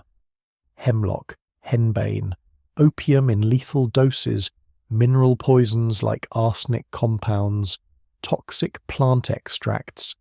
Egyptian medicine was sophisticated enough to understand how these substances worked, making them sophisticated enough to use them as weapons. Do you remember the genetic disorders and weakened immune systems we discussed earlier? Those physical vulnerabilities made pharaohs particularly susceptible to poison. A healthy person might survive a dose that would kill someone already weakened by inbreeding, disease, or age. Conspirators could poison a pharaoh gradually, small doses over months, creating symptoms that mimicked natural illness, avoiding the sudden death that would trigger investigation. The line between murder and letting nature take its course became conveniently blurred. The trial records from the Rameses III conspiracy reveal the magical component of harem plots. Conspirators hired magicians to create wax figures representing the pharaoh and recite spells intended to weaken his divine protection. Modern readers might dismiss this as superstition, but in ancient Egypt, magic was real, effective, dangerous. Whether the magic actually worked or not mattered less than the conspirators' belief that it would work, that they needed supernatural assistance to overcome a god-king's divine defences. You discover evidence of protective measures pharaohs took against harem conspiracies, food tasters who sampled every dish before the king ate, trusted servants who prepared the royal bedroom, magical amulets worn constantly to ward off curses, spells inscribed on jewellery to protect against poison and conspiracy. But these defences had weaknesses. The food taster might be bribed or coerced. The trusted servant might have family members threatened. The magical protection was only as strong as the priests who created it, and those priests could be recruited into conspiracies. The punishments for convicted conspirators were deliberately theatrical and cruel. You read accounts of executions where the condemned were forced to commit suicide, burned alive, or mutilated before death. Their families were often punished alongside them, children killed or enslaved, property confiscated, names erased from records. The message was clear. Plot against the pharaoh and everyone you love suffers alongside you. Yet conspiracies continued anyway, suggesting either desperation or confidence that the plot would succeed and punishment could be avoided. The sexual politics of the harem added another layer of danger. Pharaohs had official great royal wives, but they also maintained sexual relationships with secondary wives and concubines. A woman who'd borne royal children but was then neglected, replaced in the pharaoh's affections by younger wives, faced not just personal rejection, but political irrelevance. Her sons, once potential heirs, might find themselves pushed aside for children of more favoured wives. Poisoning the pharaoh or his designated heir could restore her family's fortunes or revenge herself against neglect. You examine the curious case of Amenemhat again, the pharaoh we discussed earlier who was assassinated in his bedchamber. Later literary sources suggest the conspiracy originated in the harem, that women close to the king facilitated the assassin's access to his private chambers. The guards who actually killed him were merely the weapons. The conspiracy's true architects were royal women whose names were carefully excluded from the historical record. Dead pharaohs could be acknowledged. The women who orchestrated their deaths had to be erased entirely, lest they inspire imitators. The archaeology of harem spaces reveals the physical separation and isolation that characterize these institutions. High walls, controlled access points, guards monitoring entry and exit. The harem was simultaneously a privileged space and a luxurious prison. Women entered but rarely left, their entire worlds confined to a few buildings and gardens, their social circles limited to other wives, concubines, servants, and the occasional visit from the pharaoh. In such isolation, grievances festered and conspiracies developed with the slow certainty of rot in sealed chambers. You stand in the ruins of the harem palace at Medinet Habu, where Rameses III's conspiracy unfolded, and you imagine the whispered conversations, the carefully coded messages, the gradual assembly of a plot that required dozens of people maintaining absolute secrecy for months or years.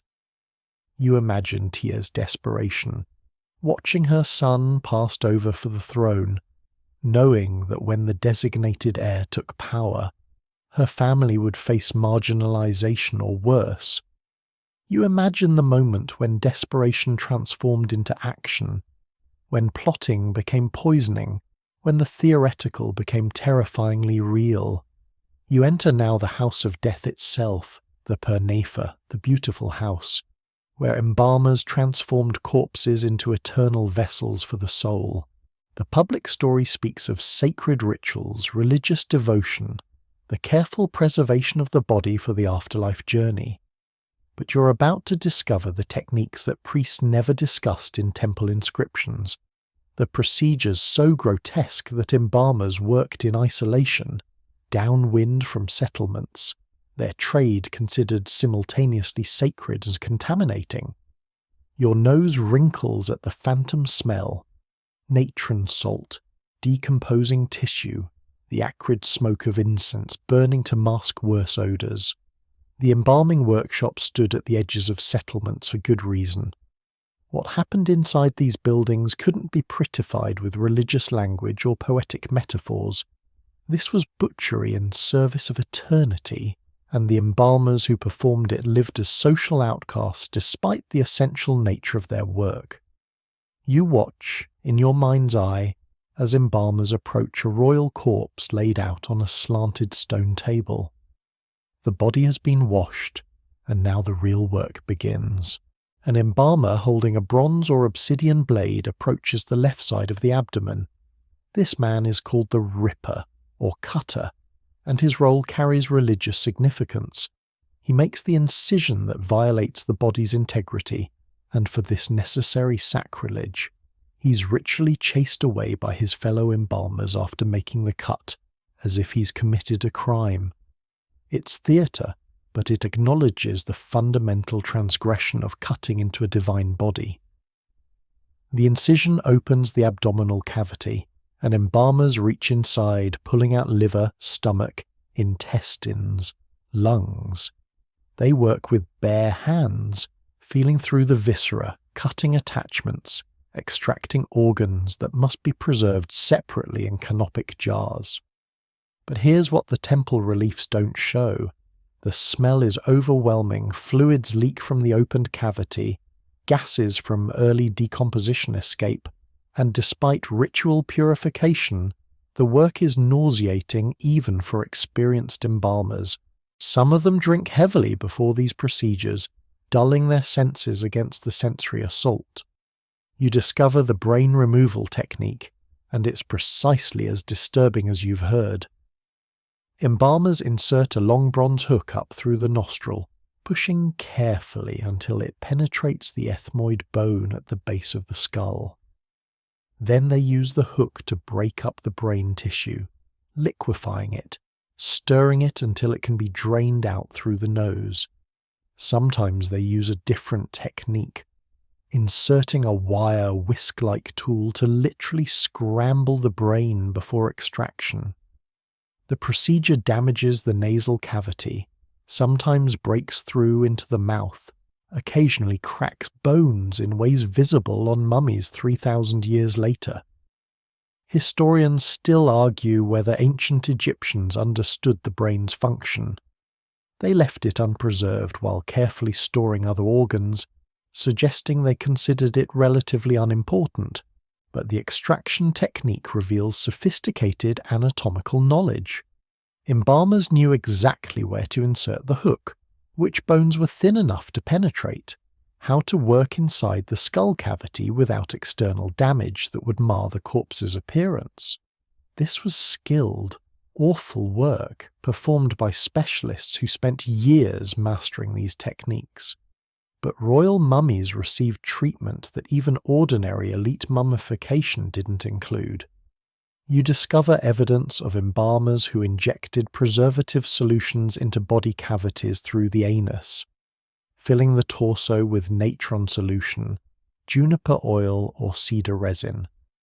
These injections sometimes ruptured internal tissues, leaked out through the abdominal incision, or caused bloating that embalmers had to manage by draining excess fluid. The goal was thorough preservation, but the methods were invasive and often imperfectly controlled. The desiccation process lasted 40 days, with the corpse packed in natron salt that drew moisture from tissues. You imagine the body during this period, shriveling, darkening, the skin becoming leathery, features collapsing as fluid left the tissues. The embalmers monitored the process, occasionally repacking natron where moisture still seeped, ensuring even desiccation. But they also had to manage decomposition that occurred before desiccation completed. In hot Egyptian summers, bodies began decaying immediately, and embalmers worked against time, sometimes starting preservation procedures while the corpse was still warm. Do you remember Tutankhamun's mummy? Modern examination revealed that his embalming went catastrophically wrong. The embalmers used excessive amounts of resin, which generated heat through chemical reactions, literally cooking the body inside its wrappings. His penis was separately mummified and fell off. His chest cavity showed signs of burning, his skin charred and blackened beyond what normal mummification produces.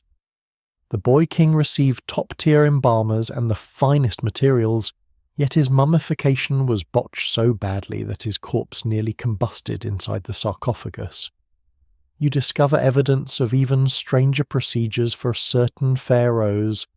Some mummies show signs of having been partially disarticulated, joints separated, bones removed and repositioned. The body essentially taken apart and reassembled during mummification.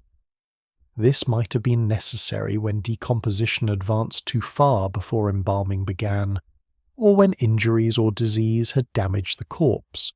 But imagine the technical challenge: disassembling a body, preserving the pieces, then putting it back together in a configuration that would appear intact under wrappings. The cosmetic work embalmers performed reveals their commitment to maintaining appearances despite the underlying reality. They packed collapsed cheeks with linen, replaced missing eyes with stone or painted linen, used resin to restore the nose's shape, padded areas where soft tissue had deteriorated. Some mummies have false braids sewn onto scalps, artificial beards attached to chins, even prosthetic penises in cases where the original had been lost or damaged.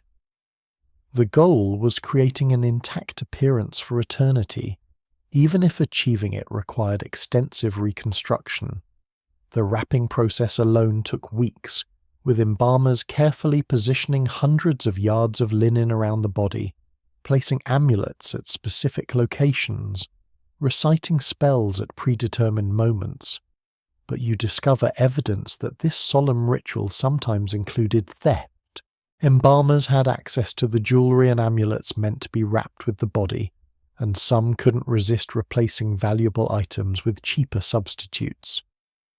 Royal mummies sometimes show evidence of amulets being removed and replaced during the wrapping process, suggesting even these sacred craftsmen occasionally succumb to temptation.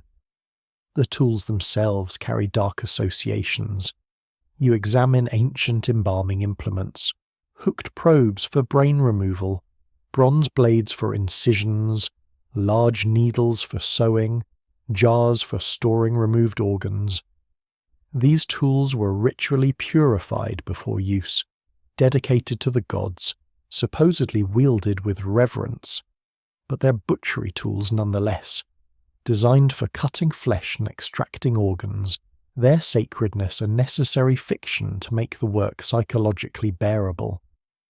You discover accounts from Greek and Roman visitors who witnessed mummification and recorded their revulsion. They describe the stench, the casual handling of noble corpses, the business-like efficiency of embalmers who treated sacred work as routine labour. These outside observers pierce the religious mystique and show you the process through unsympathetic eyes. Corpses gutted like fish. Bodies stuffed with spices like meat being prepared for storage. Prestigious dead reduced to objects being processed through an assembly line of preservation. The psychological toll on embalmers themselves rarely appears in the historical record, but you can infer it from their social status. Despite performing essential religious work, they lived apart from normal society, often near cemeteries, their trade marking them as ritually impure. They couldn't easily marry outside their profession, couldn't participate in certain religious festivals, carried the taint of death even as they enabled eternal life. It's a profound contradiction. The most important craftsmen in Egyptian religion simultaneously treated as contaminated outcasts. You stand before a display of mummification equipment in a museum, the tools arranged cleanly behind glass, divorced from their gory purpose. The bronze hooks gleam, the stone slabs shine, the canopic jars sit empty and elegant. But you know now what these objects were used for, the procedures they enabled, the corpses they processed. The beautiful house of death was also a charnel house, where bodies were violated in the name of preservation, butchered in service of eternity, and the embalmers who performed this work carried secrets that the priests preferred to keep wrapped as tightly as the mummies themselves. You search now for ghosts, for rulers so thoroughly erased that only fragments remain. A misread inscription here, a damaged papyrus there, whispers of names that were meant to disappear forever. These are the lost pharaohs, the rulers whose crimes or failures were so catastrophic that Egypt chose collective amnesia rather than historical acknowledgement. You're hunting for evidence that was deliberately destroyed, for absences that speak louder than presence. Your investigation begins with the king list themselves, those official chronologies carved into temple walls or written on papyrus. You notice the gaps, the places where the sequence jumps awkwardly from one ruler to another with no accounting for the years between. The Abydos king list, carved under Seti III and Rameses II, skips from the 12th dynasty directly to the 18th, omitting the entire second intermediate period when foreign Hyksos kings ruled northern Egypt. It's historical editing on a massive scale. 200 years simply deleted because acknowledging foreign rule would compromise Egypt's image of eternal divine sovereignty. But you're interested in smaller erasures, individual pharaohs who were cut from the record for personal rather than political reasons. You discover references in obscure texts to a king of the 5th dynasty, whose name appears nowhere in official lists. Modern Egyptologists call him Pharaoh X, a placeholder for a ruler whose existence is suggested by fragmentary evidence, but whose identity was so completely suppressed that we may never recover it. What did this pharaoh do to deserve such thorough obliteration? The silence itself is an answer. Whatever the crime, it was unforgivable. You examine the curious case of Amenhotep IV before he became Akhenaten. Some scholars suggest there might have been another Amenhotep IV, a brief co-regent or rival claimant to the throne whose existence was erased when Akhenaten consolidated power. The evidence is maddeningly ambiguous. Cartouches that seem altered, dates that don't quite align, references in damaged text that might indicate two separate individuals or might simply reflect record-keeping inconsistencies. If this phantom pharaoh existed, he was erased so completely that we can't even prove he was real. You discover the practice of damnatio memoriae taken to its ultimate extreme. Names not just chiselled away, but the spaces themselves plastered over, and new inscriptions carved on top, creating palimpsests where later kings literally overwrite earlier ones. Sometimes removing the plaster reveals the original text underneath, but more often it's damaged beyond recovery, the original name lost in the violence of erasure. Each plastered-over cartouche represents a pharaoh someone wanted permanently forgotten. Historians still argue about whether certain names in fragmentary text represent lost pharaohs or are simply misspellings, alternative names for known rulers, or fictional characters from literature incorrectly interpreted as historical figures. The line between lost history and mistaken interpretation blurs when evidence is this fragmentary. You read academic papers where Egyptologists debate whether a damaged papyrus fragment showing part of a royal name represents a genuine lost pharaoh or a scribal error, with careers sometimes built on defending one interpretation or another. Do you remember the forbidden tombs we explored earlier? Some of those anonymous burials probably housed these lost pharaohs, rulers whose names were stripped from their sarcophagi, whose funerary equipment was deliberately rendered anonymous, whose eternal identities were murdered along with their historical ones. You stand before one such sarcophagus, the cartouche space is empty, chiselled smooth, and you understand this represents the ultimate Egyptian punishment. Not just death, but obliteration of the name, which ancient Egyptians believed was essential for eternal existence. You examine evidence from the First Intermediate Period, that chaotic era between the Old and Middle Kingdoms when central authority collapsed and provincial governors declared themselves kings. Multiple rulers claimed pharaonic titles simultaneously, each controlling only small territories, none acknowledged by the others. The later king lists, compiled after reunification, recognize only the Theban dynasty that eventually won, erasing the rival pharaohs who claimed legitimacy in other regions.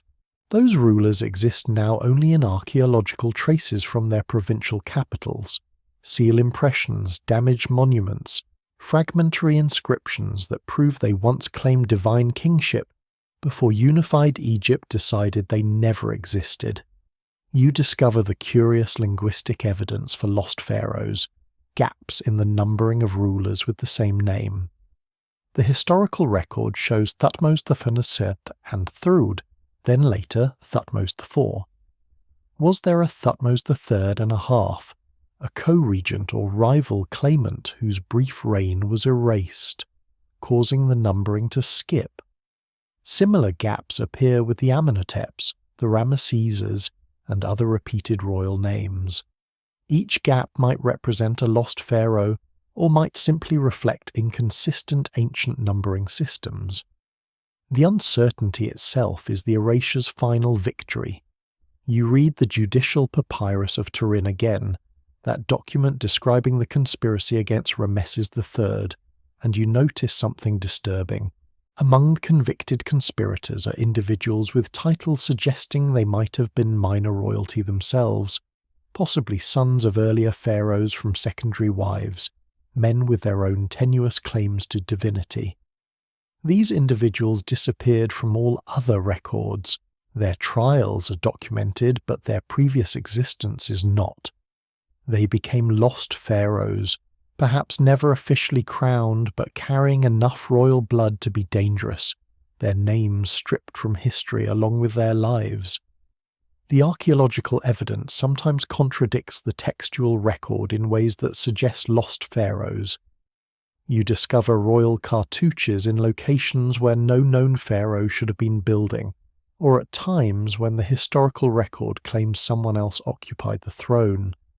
These anomalies might represent co-regencies, building projects completed decades later than the original reign, or scribal errors in dating, but they might also represent pharaohs who ruled briefly, perhaps in disputed successions or civil wars, before being erased when the victor consolidated power. You examine the practice of usurpation, later pharaohs claiming earlier monuments as their own by simply replacing the original cartouches with their names. This makes it nearly impossible to know who actually built certain structures. The statue you're looking at might bear Rameses II's name, but the artistic style suggests it was carved a century earlier. Did Rameses have it recarved, or did some intermediate pharaoh commission it before Rameses usurped it? If the latter, we've lost another ruler to the archaeological fog, their creative achievements attributed to someone else. The Greek and Roman historians who wrote about Egypt centuries after the Pharaonic period ended sometimes mention rulers whose names don't appear in Egyptian records. Manetho, an Egyptian priest writing in Greek, includes pharaohs in his chronology that modern Egyptologists can't identify, leading to debates about whether he had access to records now lost, or whether he fabricated rulers to fill gaps in his narrative. Each uncertain name in Manetho's list might represent a genuine lost pharaoh, or might be fiction, and we may never know which. You discover evidence of the most successful erasure of all, entire dynasties reduced to archaeological ghosts. The 14th dynasty, supposedly ruling from the delta city of Zois during the Second Intermediate Period, is mentioned in king lists but remains almost entirely unknown. We have a few names, no monuments, no tombs, no artifacts definitively attributable to these rulers. Did the dynasty actually exist, or was it a later historian's attempt to fill a chronological gap with invented rulers? The erasure, whether deliberate or simply the result of time and chance, succeeded so completely that we can't answer even basic questions about these pharaohs' existence. You stand in the Cairo Museum's storage areas, among the thousands of artifacts that have never been fully catalogued or studied. How many of these objects bear names that have been rendered meaningless by erasure? How many cartouches, stelae, and inscriptions in these dimly lit storage rooms reference pharaohs we've never identified, rulers whose existence survives only in scattered fragments that haven't yet been connected? The lost pharaohs might not be lost at all. They might be sitting in museum basements, their names visible but unrecognized, waiting for someone to piece together the evidence and resurrect them from deliberate oblivion. The ultimate irony is that our modern attempts to recover these lost pharaohs might be doing exactly what ancient Egyptians feared, speaking their names again, acknowledging their existence, granting them a form of eternal life through historical recognition. The curses that promise destruction for anyone who disturbed a tomb might apply equally to those who resurrect deliberately forgotten rulers. You're violating an ancient conspiracy of silence, and part of you wonders whether some secrets were meant to stay buried, some names meant to remain unspoken, some pharaohs meant to drift in eternal darkness, neither remembered nor forgotten, but suspended in the liminal space of historical uncertainty. You creep now through the passages of ultimate betrayal, where those sworn to protect the sacred tombs became the tomb's most dangerous predators. The treasures of eternity lay in darkness, guarded by curses, traps, and the theoretical protection of the gods themselves. But none of these defences anticipated the systematic looting that began almost immediately after burial, executed by priests, officials, and guards who knew exactly where everything was buried and exactly how to reach it, without triggering the traps they'd helped install. Your hands rest on papyrus documents from the reign of Ramesses IX, records of tomb robbery trials that expose the corruption eating through Egypt's religious establishment like rot through ancient wood.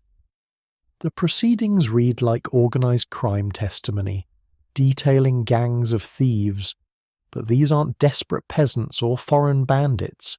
These are temple workers, necropolis guards, priests of the burial cults, the very men entrusted with protecting the dead.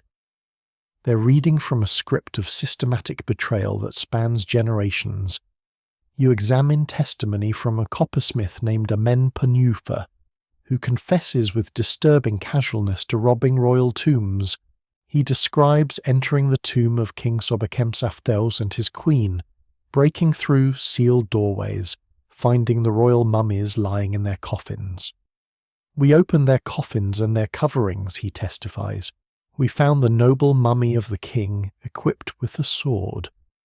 There were a large number of amulets and jewels of gold on his neck, and he wore a headpiece of gold. The noble mummy of the king was completely bedecked with gold, and his coffins were adorned inside and out with gold and silver, and inlaid with all sorts of precious stones." But the testimony doesn't end with the description of wealth. It continues with the mechanics of theft. "We collected the gold we found on the noble mummy of this god, together with that on his amulets and jewels which were on his neck, and that on the coverings in which he was lying. We found the queen likewise, and collected all that we found on her too. We set fire to their coverings. We stole their furniture which we found with them, consisting of the articles of gold, silver and bronze, and divided them amongst ourselves." You pause at that detail. They set fire to the royal mummies after stripping them of valuables, not just robbing the dead, but actively destroying the carefully preserved bodies that were supposed to last for eternity. This wasn't just theft. It was spiritual murder, condemning the royal souls to oblivion by destroying their physical vessels. And they did it for bronze furniture, for the gold that could be melted down and sold, for treasures they divided among themselves with the casual efficiency of men splitting a restaurant bill. The trial documents reveal that these weren't isolated incidents but organized operations. The gangs included stonecutters who knew how to break through sealed entrances, metalworkers who could melt down stolen gold, scribes who could forge documentation, guards who would look the other way, and officials who would falsify inspection reports.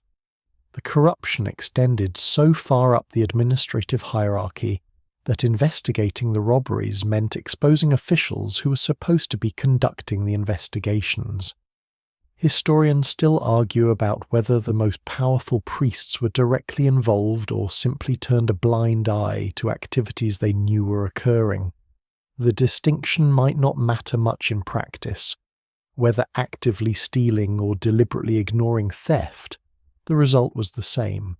The necropolis became an open secret, a source of unofficial income for everyone with access, and the royal dead were systematically stripped of everything valuable. You discover evidence that tomb robbery wasn't a New Kingdom innovation, but a tradition as ancient as the tombs themselves. The pyramids of the Old Kingdom were robbed, probably within generations of being sealed.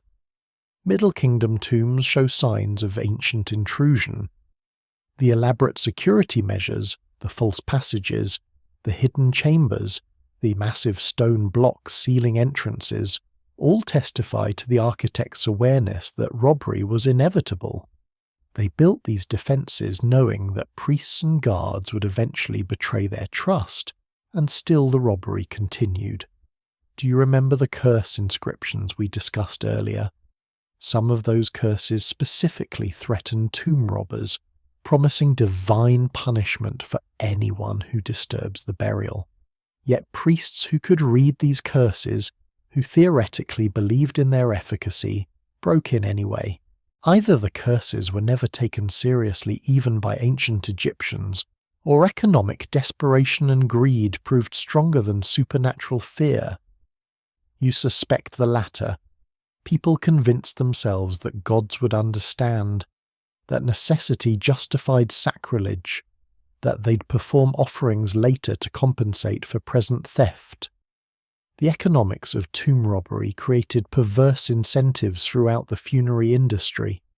You realize that priests who performed mortuary rituals, who received endowments to make eternal offerings at tombs, had every reason to know which tombs contained the most wealth. They could surveil opportunities while appearing to fulfill their sacred duties, noting where the richest burials lay, when guards changed shifts, which officials might be bribed or threatened into cooperation. The same knowledge that made them effective guardians made them effective thieves. You examine evidence of official tomb robbery, sanctioned by the state during times of economic crisis. The 21st dynasty pharaohs, ruling from the Delta while Thebes maintained semi-independence, authorized the systematic opening of older royal tombs, ostensibly to restore damaged mummies but actually to strip them of remaining valuables. The priests created careful records of these restorations, moving royal mummies to new communal hiding places while quietly pocketing the gold that had been respectfully removed from the ancient burials. The cache of royal mummies discovered at Deir el-Bahari in 1881 represents the end result of this official robbery program. Dozens of pharaohs stripped of their original burial goods, wrapped in cheap linen, stuffed into plain coffins and hidden in a communal shaft. The official story claims pious priests rescued these mummies from robbers, but you understand now that the priests were the robbers, rescuing what they hadn't already stolen and concealing the evidence of their systematic looting. You read accounts of the modern discovery of this cache, how a family of local tomb robbers had been secretly selling artifacts from it for years before authorities traced the items to their source. The parallel is almost poetic. Just as ancient priests systematically robbed the tombs they were supposed to protect, modern guardians of the necropolis became thieves, selling their heritage piece by piece. The cycle of betrayal spans millennia, suggesting something fundamental about human nature when valuable secrets lie buried in accessible darkness. The most elaborate security measures ultimately failed because they assumed external threats. The architects designed defences against foreigners, common criminals, future generations who might stumble upon the tombs accidentally. They never adequately defended against the insiders, the people who knew exactly where everything was buried and exactly how to access it. The tomb that could resist centuries of natural decay and external assault fell within decades to guards who simply unlocked the doors they were supposed to be guarding. You discover evidence of robber tunnels, passages cut through solid rock to bypass sealed entrances and trapped corridors. The engineering required for these tunnels rivals the original tomb construction. Whoever cut them knew exactly where they were going, had accurate measurements and plans, understood the tomb's layout as well as the architects who designed it. This was inside knowledge applied to outside theft. the ultimate betrayal of the trust that made such knowledge possible. The penalty for tomb robbery, when thieves were actually caught and convicted, was brutal. Impalement alive, a slow, agonizing death that served as public warning. Yet the trial records show a curious pattern. Low-level thieves received harsh punishments, but higher-ranking officials implicated in the robberies often escaped with fines, exile, or simply had charges dropped. The system protected its own, punishing the expendable accomplices while allowing the true organisers to remain in positions of authority where they could continue their profitable betrayals. You stand in the Valley of the Kings, looking at the tomb entrances that dot the cliffs. Nearly everyone was robbed in antiquity, most within a few generations of sealing. Only Tutankhamun's tomb escaped relatively intact, and even it showed signs of ancient robbery attempts, possibly foiled only by accident when later construction buried its entrance. The survival of his treasures represents not effective security but sheer luck, the cosmic equivalent of a robber dropping dead of a heart attack while breaking into a house. You enter now the most delicate territory of all, where divine kingship confronted human mental illness, where the God King's mind betrayed the fiction of divine perfection. The official records speak only of wisdom, of rulers guided by the gods, of pharaohs who embodied perfect Ma'at. But the evidence whispers a different story, of rulers who heard voices that weren't there, who saw threats that didn't exist, whose minds deteriorated into paranoia, delusion, or catatonic withdrawal, while the machinery of state desperately maintained the illusion that everything was fine. Your investigation begins with Akhenaten again, but this time you're examining him not as religious revolutionary, but as possible psychiatric patient. You study the artistic representations, the elongated features, yes, but also the vacant expressions in some reliefs, the strange body language, the scenes where he appears disconnected from the activities around him. Modern psychiatrists examining these images and the historical record have proposed diagnoses ranging from temporal lobe epilepsy to schizophrenia, from body dysmorphic disorder to Marfan syndrome complicated by psychiatric symptoms. The religious obsession itself raises questions.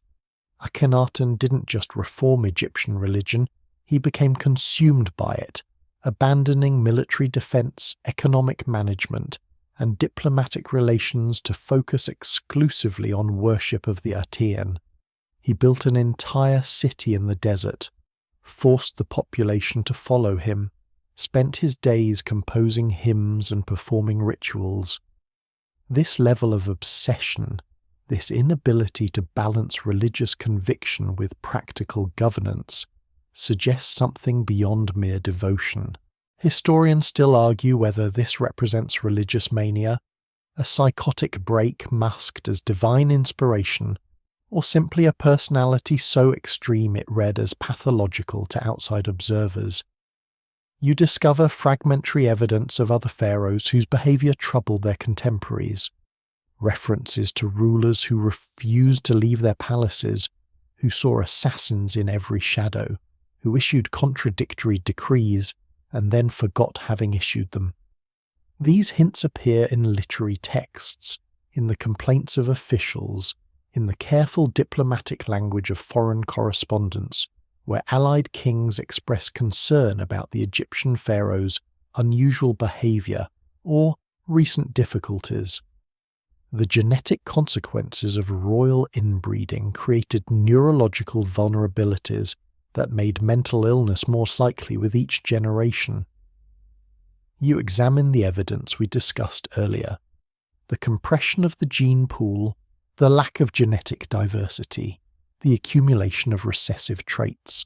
These same factors that produced physical deformities also increase the risk of psychiatric conditions with genetic components. Depression, anxiety disorders, bipolar disorder, schizophrenia. all show higher incidence in inbred populations, and the Egyptian royal family was inbreeding at levels that would make modern geneticists recoil. You read accounts of pharaohs who exhibited what modern clinicians would recognize as depression, rulers who withdrew from public life, who lost interest in governing, who spoke of death with inappropriate longing, who stopped eating or sleeping normally. The priests and officials around them couldn't acknowledge mental illness. The pharaoh was divine, perfect, incapable of the weakness implied by psychiatric symptoms. So they invented explanations. The king was deep in meditation, was communing with the gods, was undergoing a spiritual trial. The fiction protected the system even as the reality endangered it. Do you remember the murdered pharaohs we discussed? Some of those assassinations might have been desperate acts to remove rulers whose mental illness had become so severe that they threatened the stability of the state. A paranoid pharaoh who sees conspiracies everywhere might actually create them by attacking loyal officials preemptively. A delusional ruler who believes he's receiving divine commands to undertake impossible projects might bankrupt the treasury. A depressed king who can't motivate himself to govern might allow the kingdom to drift toward collapse. In such cases, assassination becomes not conspiracy but crisis management, though it could never be acknowledged as such. You examine the curious case of Pepithias, who allegedly ruled for 94 years, if true, the longest reign in Egyptian history. But later texts hint at something strange about his final decades, references to the king being like a child in his old age, to officials making decisions in the king's name, to the ruler being displayed in public but barely responsive. Modern medical experts looking at this evidence see possible dementia, the senile deterioration of cognitive function, leaving a throne technically occupied by someone no longer mentally present. The administration continued, using the pharaoh as a figurehead, maintaining the fiction of divine rule while the actual governance happened elsewhere. You discover evidence of what might have been bipolar disorder in certain pharaohs, periods of manic activity, massive building projects initiated with impossible speed, followed by profound withdrawals where the ruler became nearly catatonic. The pattern appears in the archaeological record as bursts of activity followed by mysterious gaps, reigns that show intense productivity, alternating with years where nothing significant seems to have happened.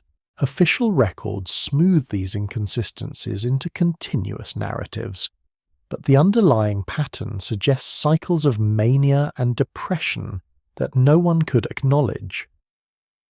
The physical isolation of divine kingship must have exacerbated any existing mental health vulnerabilities.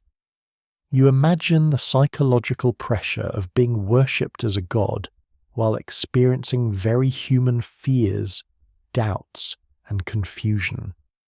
The pharaoh couldn't admit weakness, couldn't seek help, couldn't express the normal range of human emotion without threatening the theological foundation of the state. This enforced emotional suppression, combined with the stress of absolute power and the knowledge that family members regularly murdered each other for the throne, created conditions almost designed to produce psychological breakdown. Historians still argue about whether certain pharaohs' behavior reflected genuine mental illness, or simply personalities considered abnormal by Egyptian standards, but which wouldn't necessarily meet modern diagnostic criteria. The distinction matters less than the fact that the system had no mechanism for addressing a pharaoh whose mind wasn't functioning properly. There was no protocol for a mentally ill god-king, no way to acknowledge the problem without destroying the ideological basis for the entire society. You read medical papyri describing treatments for various ailments, and you find references to conditions affecting the mind, spells to drive away demons causing confusion of the heart, remedies for people who speak to those who are not there, treatments for those afflicted with sadness that will not lift. The Egyptians recognized mental illness existed, understood it caused suffering, attempted to treat it. But these treatments were for commoners, for people whose psychological struggles could be acknowledged.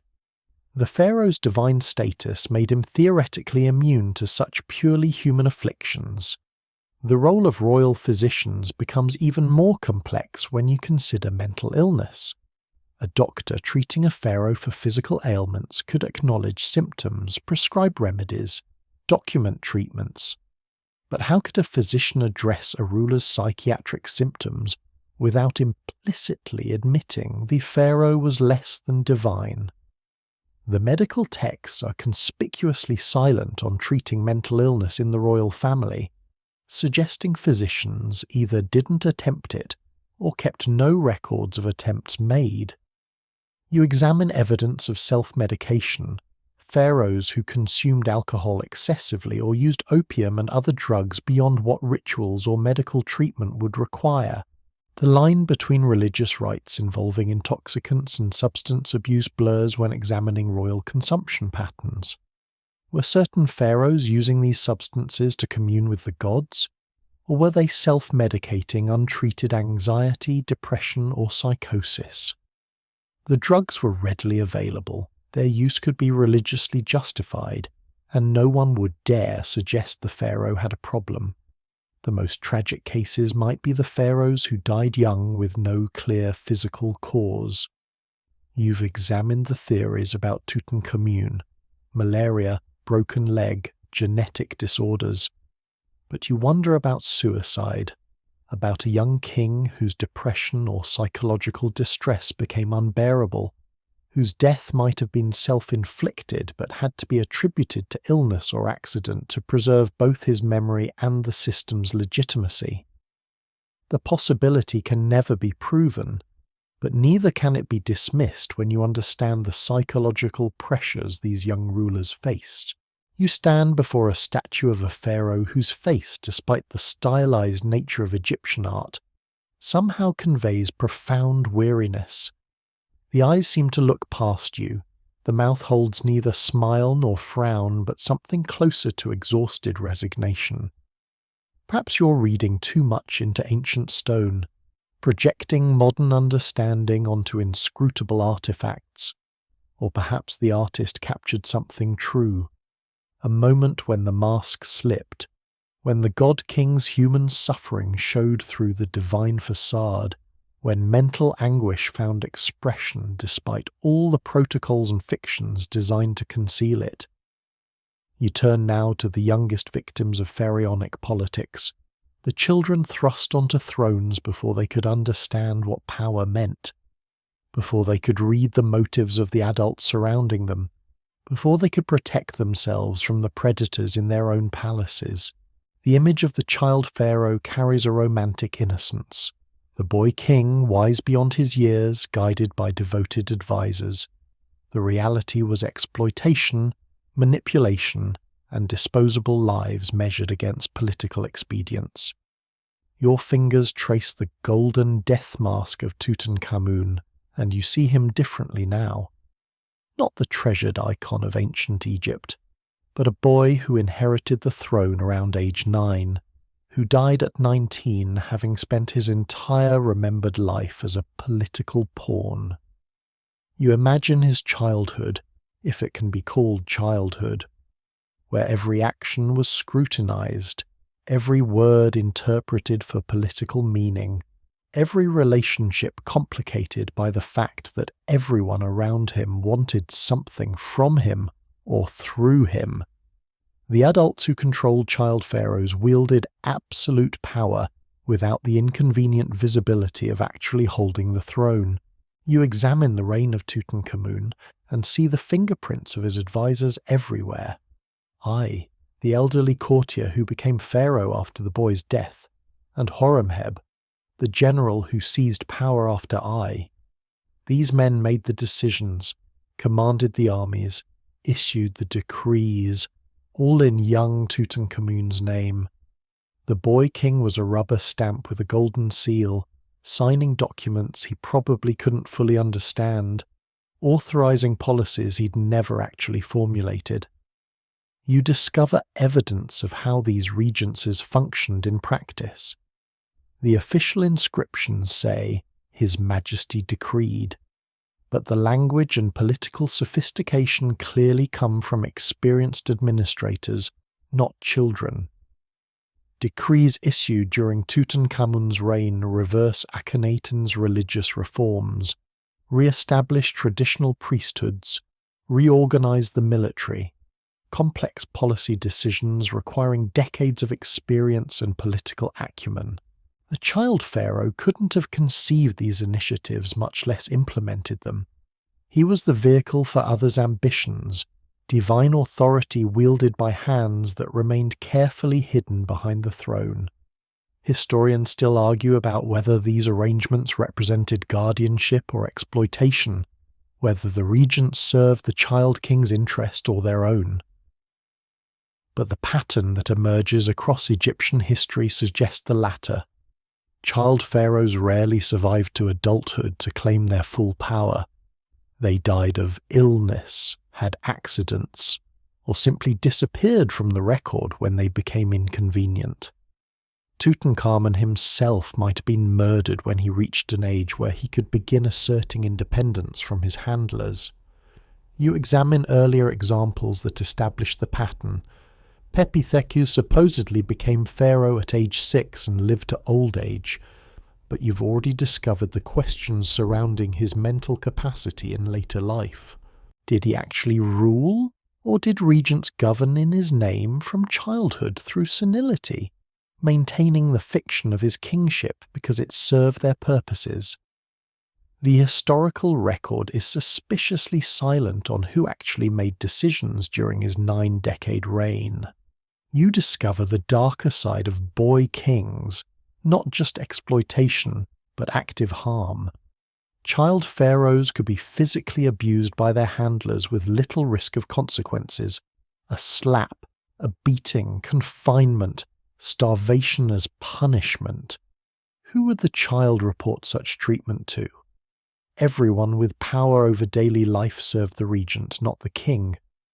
The child's divine status protected him in theory, but isolated him in practice, making him utterly dependent on the very people who might be abusing him. The education of child pharaohs reveals another layer of control. You read about the royal tutors, the scribes and priests responsible for teaching the young king reading, writing, religion, statecraft.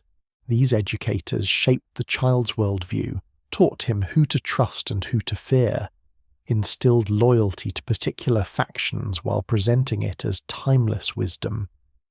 By controlling a child pharaoh's education, regents could mold his thinking, ensuring that even if he lived to assume real power, he would do so with beliefs and assumptions that served his former handlers' interests. Do you remember the harem conspiracies we explored earlier? Child pharaohs were particularly vulnerable to these plots because their youth prevented them from building independent power bases. A boy king inherited his father's officials, generals, and priests, men loyal to the previous regime, not necessarily to the child. If powerful queens or officials decided the boy needed to be eliminated and replaced with a more amenable candidate, the child had few resources to detect or resist the conspiracy forming around him. You examine the physical evidence from child pharaohs' mummies, and the signs of stress are visible even through millennia. Tutankhamun's body shows evidence of malnutrition despite living in a palace with unlimited food, suggesting either eating disorders induced by stress or periods when his handlers deliberately restricted his diet as a control mechanism. Other young rulers' remains show similar patterns. Poor health, despite access to the best medicine. Physical weakness despite royal privilege. Bodies that suggest lives of anxiety and fear rather than pampered luxury. The marriages arranged for child pharaohs represent another form of exploitation. You discover evidence of boy kings married to much older women, their own stepmothers, even occasionally women old enough to be their grandmothers. These marriages served political purposes, legitimizing the adult woman's influence or binding powerful families to the throne.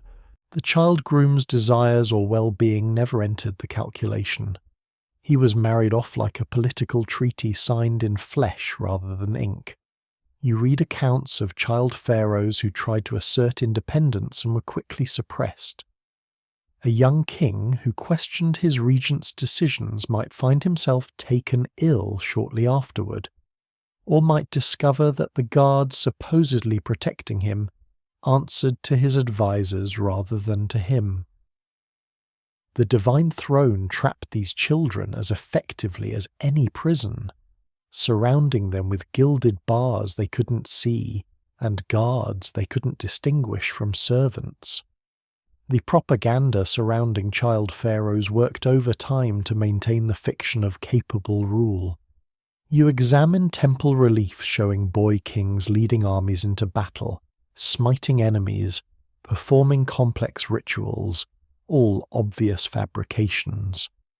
A 10-year-old cannot command military campaigns or lead soldiers in combat, yet the official imagery insisted otherwise. The art served not to document reality but to obscure it, to maintain the theological requirement that pharaohs be capable, powerful, and divine regardless of biological age.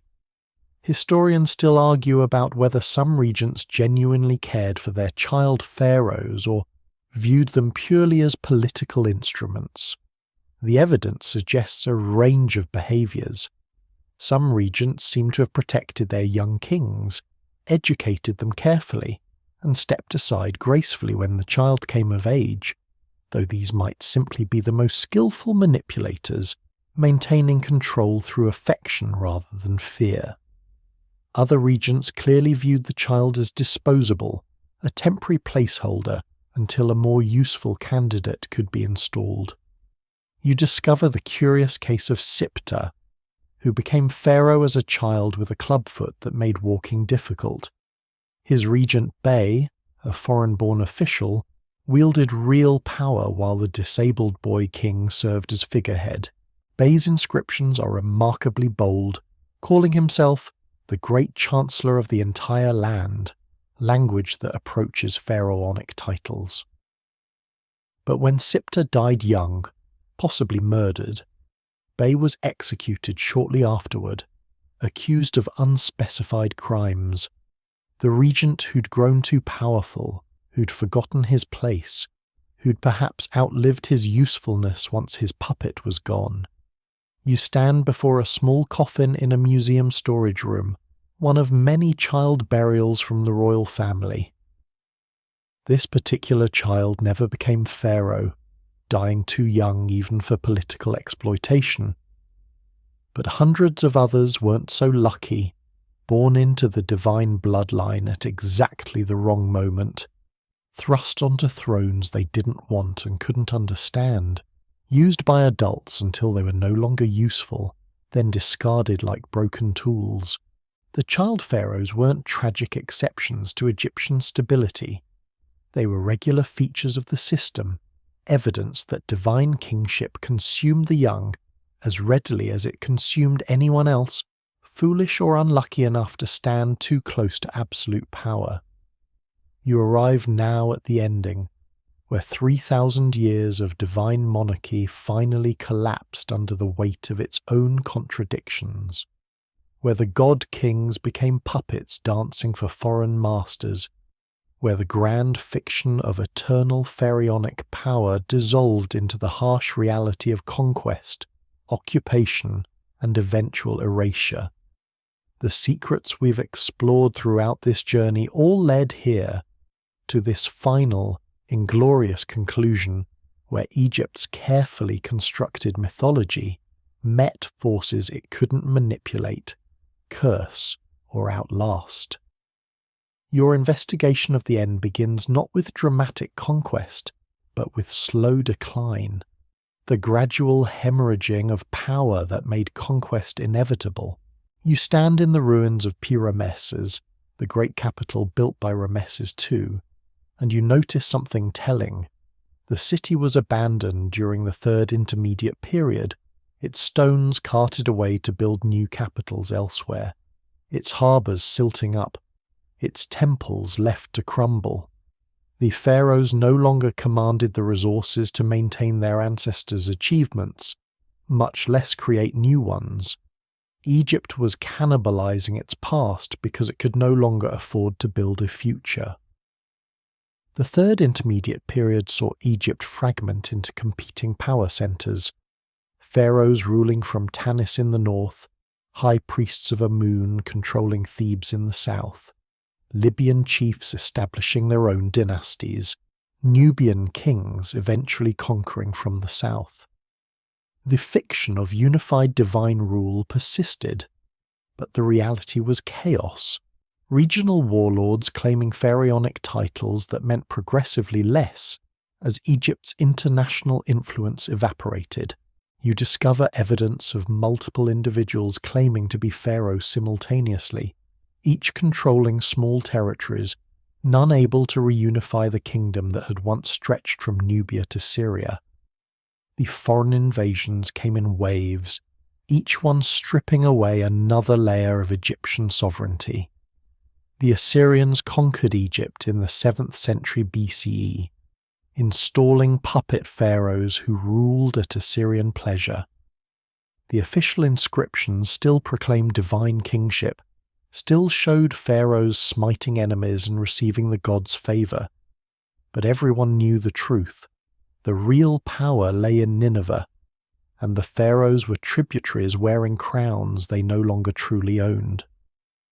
You examine the reign of Psamtik-Theon, who managed to reunify Egypt after the Assyrian withdrawal, establishing the 26th dynasty.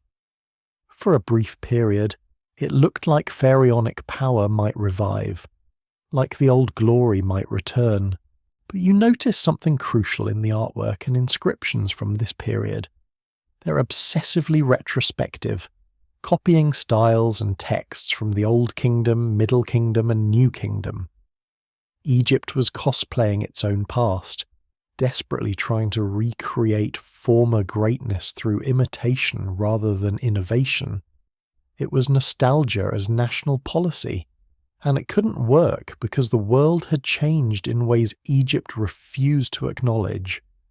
The Persians came next, conquering Egypt and reducing it to a satrapy of their vast empire.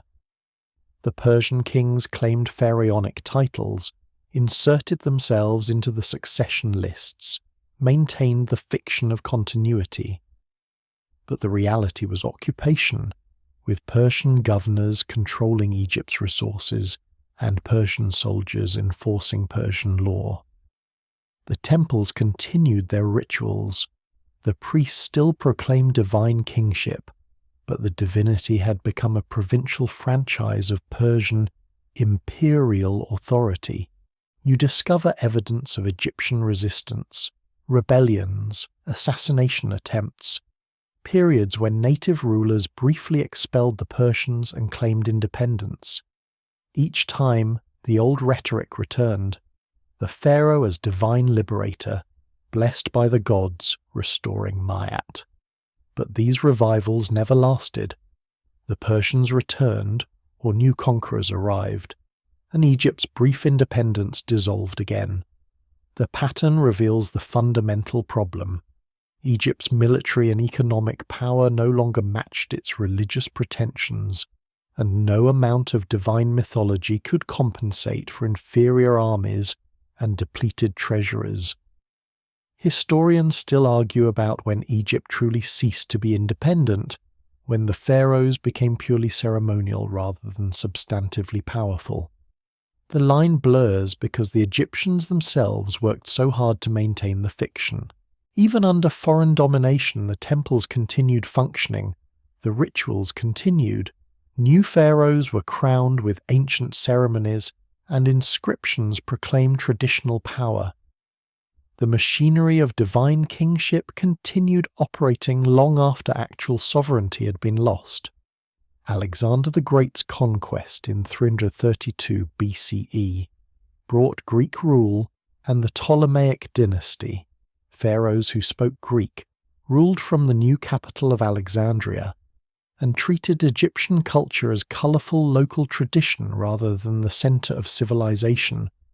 The Ptolemies played the pharaoh role when politically useful, commissioning temples, performing rituals, appearing in traditional regalia. But in Alexandria, they were Hellenistic monarchs, and Egypt was just one more province in the Mediterranean world, remarkable for its antiquity, but no longer for its power. You examine the famous temple at Dendera, built during the Ptolemaic period, and the reliefs show Cleopatra VII.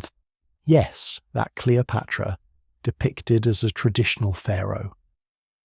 The artistic style mimics work from 2,000 years earlier. The hieroglyphs proclaim ancient titles. The composition follows Old Kingdom conventions. But you know the reality. Cleopatra spoke Greek, lived in a Greek city, allied herself with Roman generals, and when her political gambles failed, Egypt became a Roman province. She was the last pharaoh, but she was playing a role that had become historical pageantry rather than genuine power. Do you remember all the secrets we've explored? The fabricated genealogies, the genetic disasters, the murdered rulers, the erased pharaohs, the systematic tomb robbery? All of these continued into Egypt's final centuries of nominal independence, but with a new bitter irony. The conspiracies and crimes that once shocked and scandalized had become routine, expected features of a system that had lost its ability to inspire either fear or reverence. Foreign rulers adopted pharaonic titles casually, the way modern politicians might put on ethnic costumes for photo opportunities, respectful of the symbolism but not remotely constrained by the theology. The Roman conquest in 30 BCE marked the technical end of pharaonic rule, but the reality is that pharaonic power had been dead for centuries before Rome formalized its burial.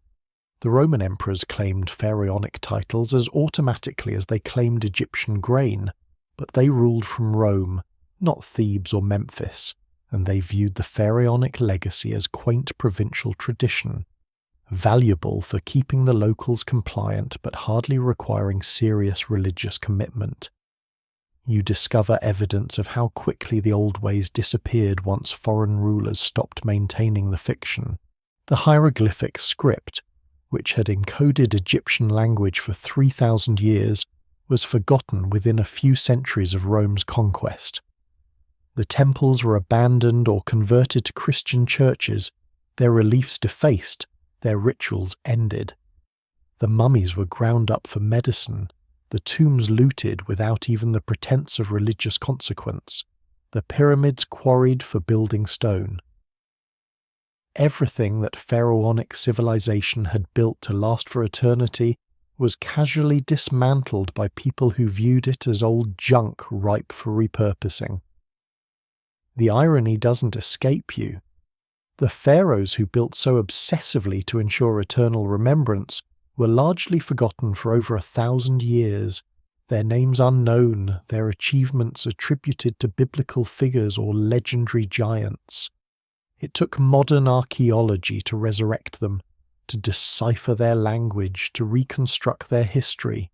The eternity they sought came not through divine magic or architectural monumentality, but through the patient work of scholars who treated their remains as historical evidence rather than religious artifacts. You stand now in the Valley of the Kings at sunset, the limestone cliffs glowing amber in the fading light, and you consider the layers of secrets buried here, the fabricated divine lineages that couldn't survive DNA analysis, the genetic disasters that no amount of gold could disguise, the murdered rulers whose cut throats finally told the truth, the erased pharaohs who are slowly being recovered, the treasure robbers who were the priests themselves, the mental illnesses that divine status couldn't cure, the child kings whose youth made them perfect victims, and finally the slow collapse of the entire system under foreign domination, revealing that divine kingship was always a carefully maintained performance rather than metaphysical reality. The greatest secret of all might be this. For 3,000 years, Egypt convinced itself and much of the ancient world that its pharaohs were genuinely divine, that the system was ordained by cosmic forces, that the continuity of rule reflected supernatural sanction rather than political inertia. And then, relatively quickly, it all ended, revealing that even the longest-lasting political systems are ultimately temporary, that even the most elaborately defended secrets eventually surface, that even god-kings die, and their kingdoms crumble into archaeological ruins, awaiting excavation by foreign scholars who view them as puzzles to solve rather than mysteries to revere. The night deepens now, and your journey through pharaonic darkness reaches its gentle conclusion. Let your breathing slow, let your thoughts drift like sand settling after a desert wind. The secrets you've carried tonight, the lies and murders, the conspiracies and erasures, can rest now alongside the pharaohs themselves, buried but known, hidden but understood. The limestone cliffs fade in your mind's eye, the tomb corridors grow distant, and you find yourself simply floating in that quiet space between waking and sleep. The weight of 3,000 years of secrets lifts from your shoulders like morning mist evaporating under the sun. These stories of ancient power and its corruption belong to the past, interesting but no longer urgent, compelling but no longer disturbing. You understand now that even the darkest secrets eventually lose their power to shock or frighten. Time itself becomes a kind of forgiveness, transforming scandals into history, turning crimes into archaeology, making mysteries into puzzles that can be examined with curiosity rather than horror. The pharaohs and their secrets rest together in the Egyptian sand, neither forgotten nor feared, simply understood.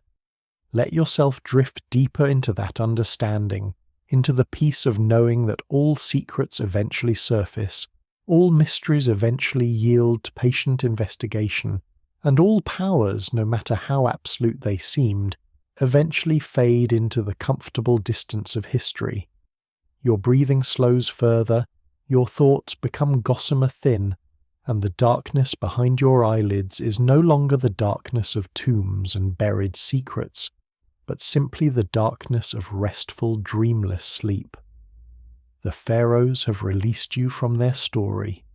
Rest now, as they rest, in the quiet certainty that morning will come, that light follows darkness, and that the past, however fascinating, cannot reach forward to trouble your present peace. Let go of the weight of ancient Egypt. Let go of curses and conspiracies and simply drift into rest. Sleep well, traveller. The secrets of the pharaohs will wait, patient as the desert itself for your return another night.